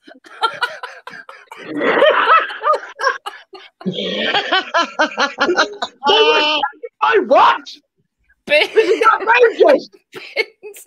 And they kept putting rubbish in the bins. Oh my God. Jesus. I'll never forget that day. Oh dear. No, I do remember that. I do remember that vividly. It was hilarious, and they really made such a big thing over it. And the funny thing was, nothing happened, which was the cool part about it, because it really made the whole thing really even more lame.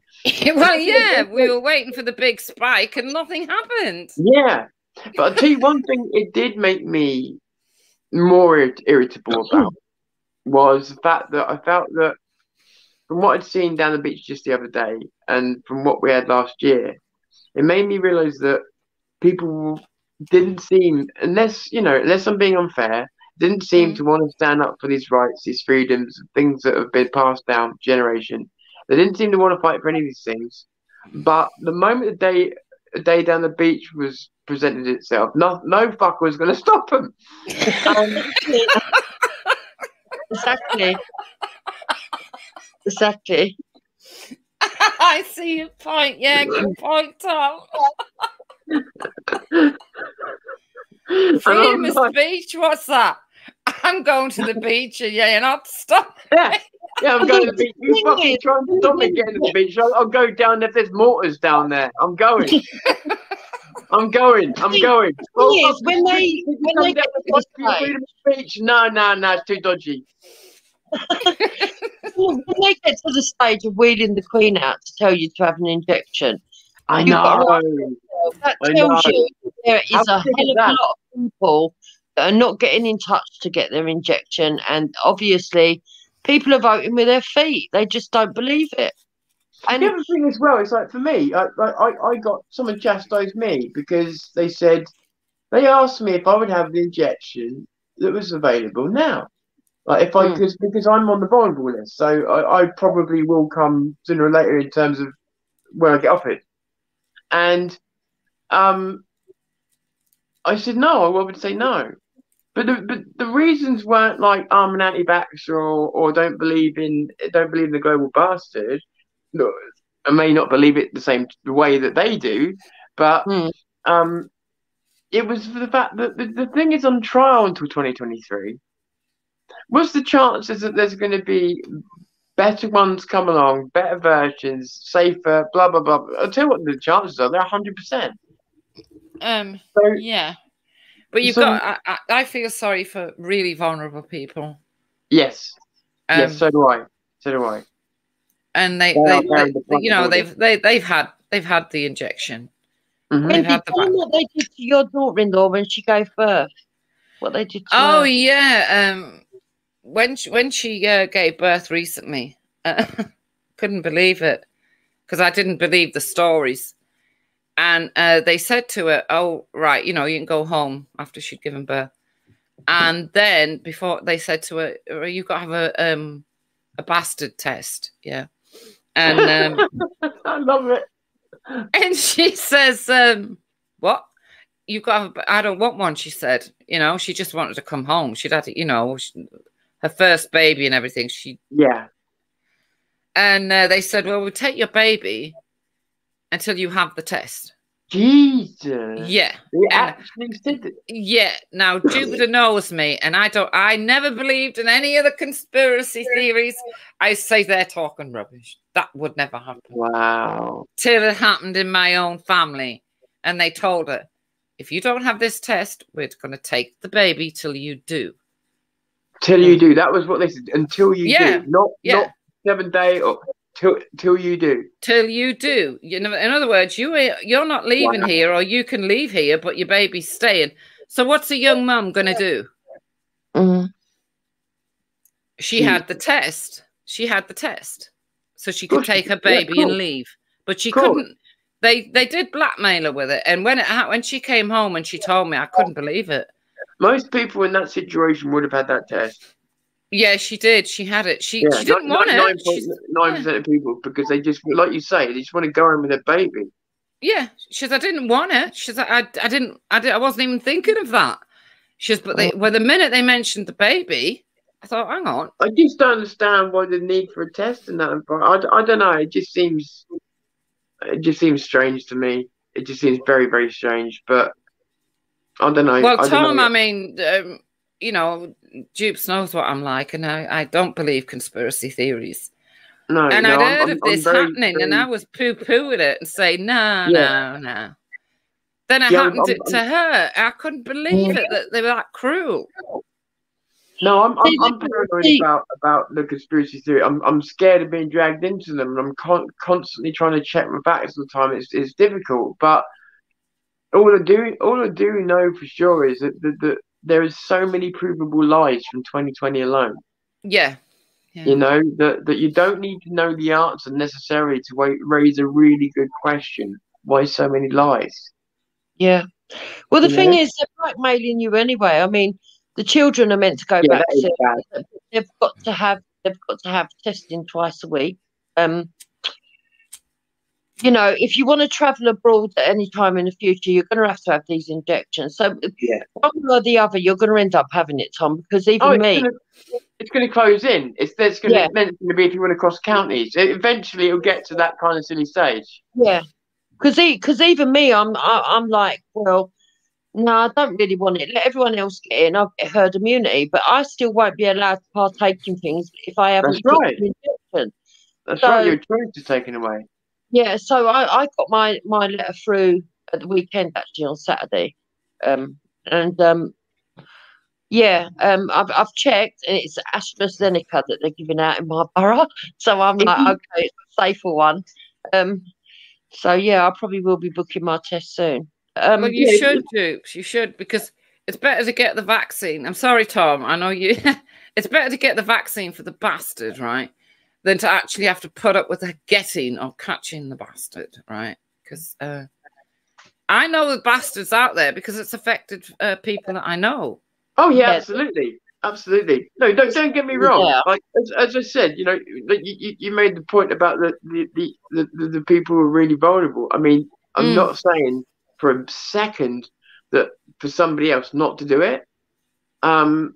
Not for a second, because you know, if that you know, there are vulnerable people, and I've always said that we need to be worried about them first, and you know, but just for me, because I think I've got the option of time, you know, the only thing that bothers me about the way that they put it is like they put it in such a way as to say you're putting other people's lives at danger. It's like, well, hang on a minute. If everybody's had the fucking vaccine that you're saying so fucking brilliant, surely they're all protected. So the only person whose health I'm putting in danger is my own.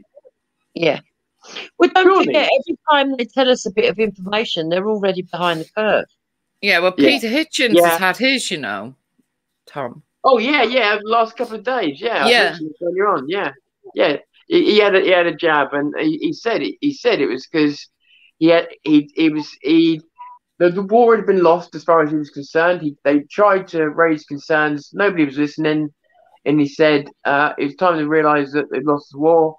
And he said, and he also said, with that, he said, I haven't seen my family in that in a year. And he said, and if it meant taking a fucking jab to get it, he said, I've never denied that it exists. And he said, and if it meant taking their stupid fucking jab to get to see my family, he said, I'll do it. He's, you know, but so, you know, I kind of felt like, you know, I didn't see what the problem was. You know, a lot of people have jumped on him for it and see him as being some traitor to the cause. But having an injection's not the issue. Yeah. Well, my mum's had it. My two sisters have had it. I know two of my sons are going to be having it soon. Because don't get me wrong, I will at some point. I really will. And I've been offered mine. It's mainly because I want to travel at some point. And yes, same here. And I know that they're going to insert, and I'd rather do it now when it doesn't cost, and than a year later, and they suddenly say, "Oh, you've got to pay £200." Yeah, you make a good point. You know, that's a good point. Because it's not on the. So I just thought, look, let's weigh it up. Other people have had it; they seem fine. I know that it's the long term we're worrying about, really. Yeah, but I weighed it up, and I thought, well, I'm 52. I'm not planning on having any more kids. So if it's sterilised people, which a lot of people have said. This is the thing when I heard about the sterilisation thing. I'm like, right, so they're going to give it to the old people first. So that makes sense because they're always having children. This is what I mean. Nutty conspiracy theories. DNA changes. Yeah, I've seen enough people in my family live to sort of like over 100. I don't want to live to over. I'm not that kind of person that wants to hang on to life when all your faculties are gone and stuff. You know what I mean? Yeah. You know, and I'm not afraid of death. So I thought, I weighed it up, and I thought, what, you know, I don't want to die tomorrow, but people are not dropping down dead after they've had it. So, well, I think what'll happen that if you don't have it, right, I think what's going to happen here is restaurants and blah, blah, blah, they can have their own policies, and many restaurants might come up with a policy, or pubs. If you haven't been vaccinated, you're not getting in. And when you think about it, that's no different from telling someone, really. That's no different from telling someone they can't come into a pub because they had a flu jab. Yeah, but this is more. I think they're going to create a two-tier system. Yes, I absolutely do believe this is what they're going to do. Well, the thing is, with the monetary side of things, the way things stand at the moment is there's a large chance that the middle classes could be destroyed, and the first unfortunate reaction of some working class people is to cheer that, and it's like that's the wrong way round, because the destruction of the middle classes doesn't mean that people's lives go up in quality. It means that everybody's lives go down. See, let me just, Tom, Danny Simpson's in the chat. Now, it's this sort of stupid comment, right, that really, really, really annoys me. He's wrote, "No vaccine for me.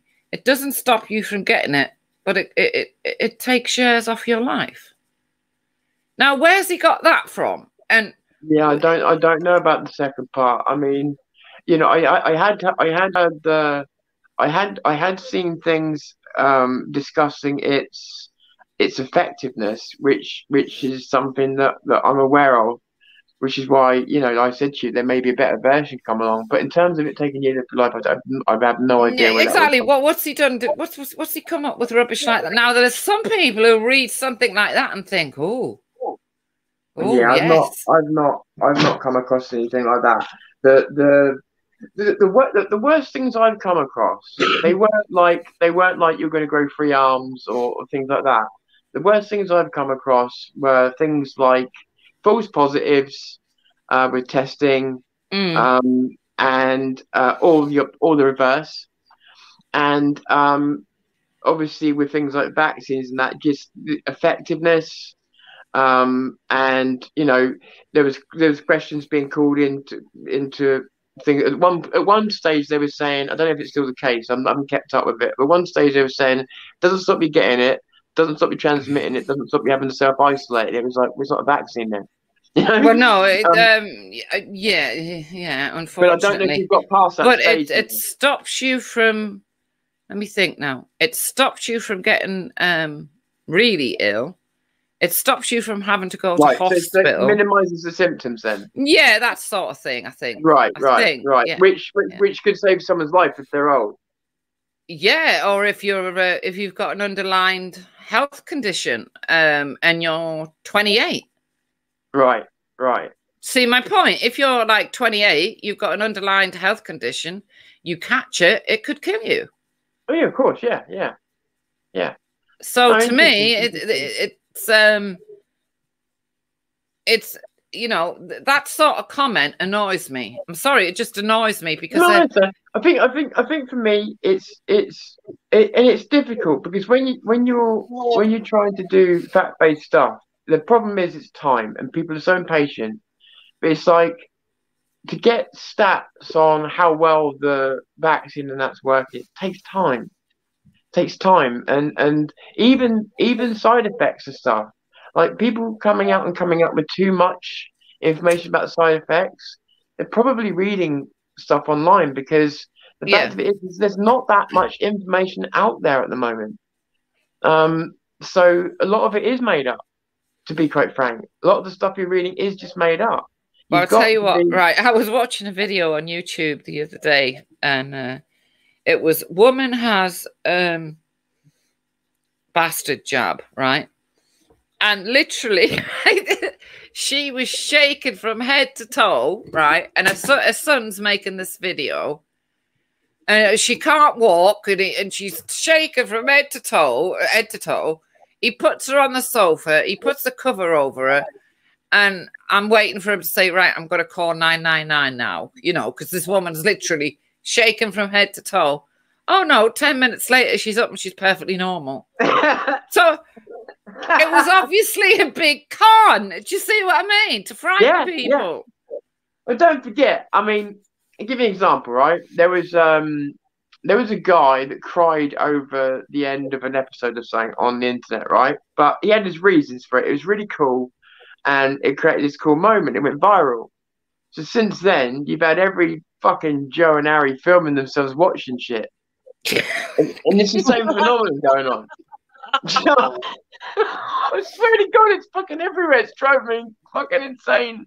I tell you what is creepy. The first time, my reaction, don't give a shit. Yeah, but what is creepy, Tom? About all these grifters when they're doing these mugs and t-shirts and caps, it's annoying me. Yeah. Well, what I'm finding creepy lately is the other day my other son came in, and he said to me, "Oh, I was talking to my friend, blah blah blah." And he says apparently cancer is in their family. He goes, "Is that right, Mother?" I went, "Well, I don't know. I don't know your friend." Do you know what I mean? He goes, "No, I mean." Because he was, everyone learns as they get older. No, what I'm asking you is, does it run in genes, sort of thing? Can it be inherent? Can you? I said, well, yeah, in some cases with women with breast cancer and with some cancers. I said, but all cancers are different, right?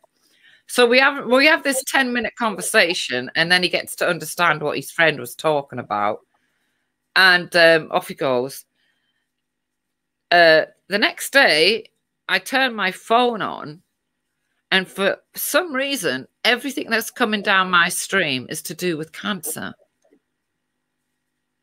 Everything. Yeah, because they're listening to you talking. Well, now that freaked me out. I thought, bloody hell. This is actually, if you talk around to people about this, if you repeat this story to people that you come across, what you'll find is a lack of surprise. And the reason that you'll find a lack of surprise is that me, for instance, I've been working with computers since I was 8 years old, and I'm 44 now. And all right, things have changed a lot since I started, but you're having this thing now where shit. What was you just saying?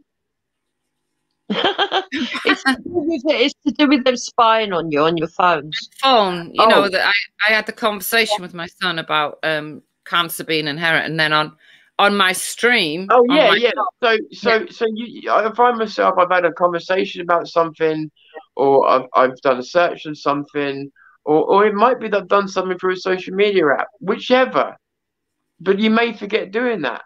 But you know that another time you've had, like, this has been on your mind, and there is so many times, like, as in more times than you could ever make up for coincidences, where I've got the same shit the same day or within 24 hours, the very thing I've been talking about. And then when you go and ask people, because we often don't, you find out that most people have had the same experience, and which means they're keylogging at very minimum, you know. They're watching what you're typing as well as everything else. I mean, it's bad enough that we've given them freedom to take our information, you know, willingly with the Alexas and stuff. But this goes a step further. In every room, I switched them all off. I don't want Alexa. Don't want none of that. No. See, I don't worry about Alexa for like the tracking and that. For the simple fact of it is it's stationary. I love it when people say to me about it tracking you. I'm like, well, it's stationary. And it's like, you've got the best tracker that you could possibly have in your pocket, your phone. Yeah. I agree. You know, and so with me, I kind of gave up on the whole idea of anonymity when, you know, I realised that it was going to take me 2 phones to be in the movement, to do the 2 sets of filming and that. But don't get me wrong. I didn't have a phone. I didn't have a phone until just as I knew I was going to do this podcast. I was quite happy with that one.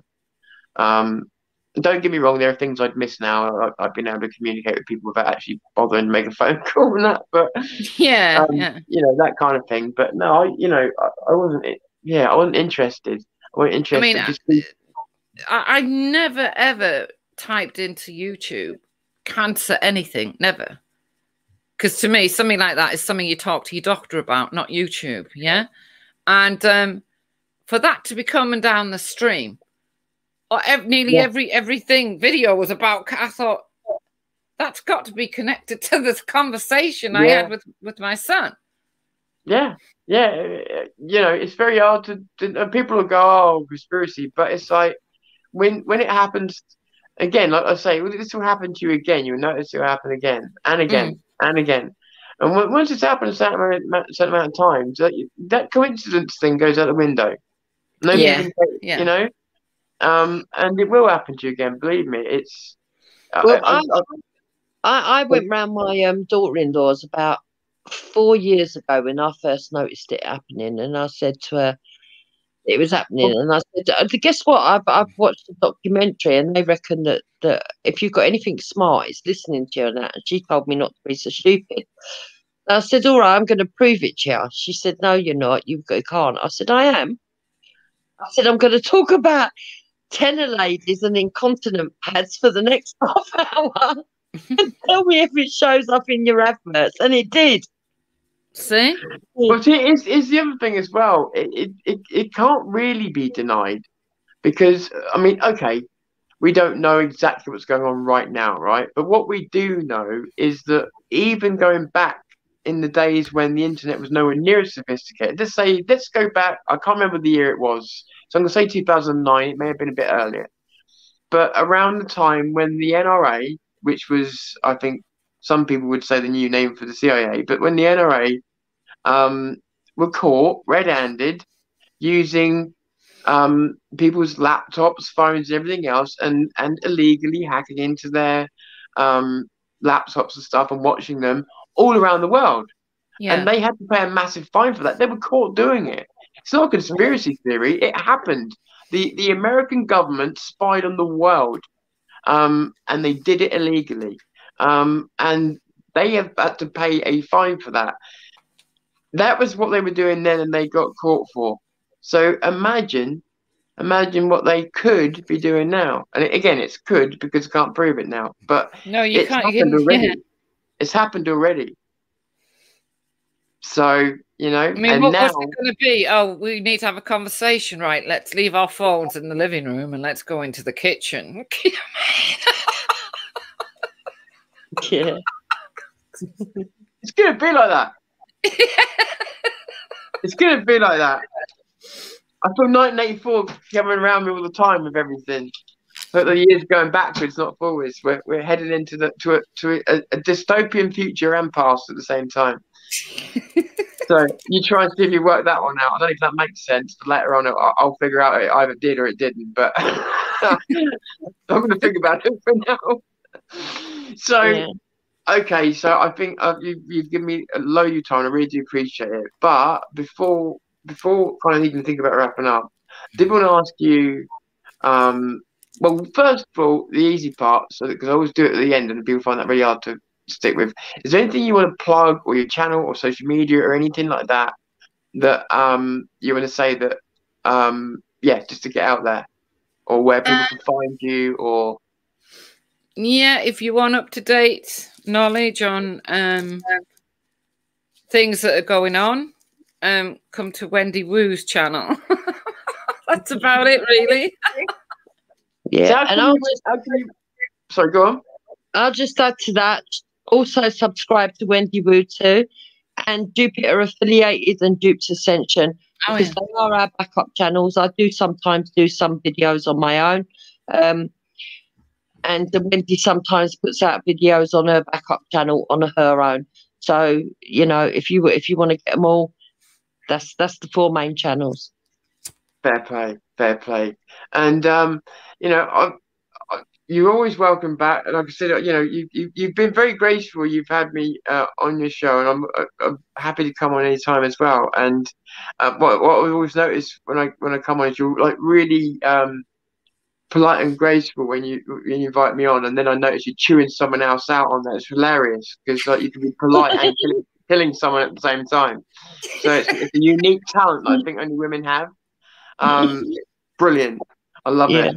So so I do thank you for coming on. And I hope I helped you everything, but so any messages for the people out there? Don't give up. Don't give up. Don't give up. Don't give up. Don't give up. Use your voice. Make your free speech count, and don't let the bastards take it off us. Try not to complain so much and get easily offended. Learn to have thicker skin, and sticks and stones can break our bones, but names will never hurt us. Yes, the way it used to be. Free speech till we die. Free speech till we die. All the way. Thank you, guys. Thank you so much for joining me. I really, really do appreciate it. And everyone that's come and joined us, up votes, down votes, in the middle of votes, slightly to the left, slightly to the right, or turned all the way around until you broke the knob. We don't care. Thank you for coming and joining us. We really, really do appreciate it. And I am Tom Suri. This is Wendy and Jupiter. And this is Zero News. Welcome to the desert.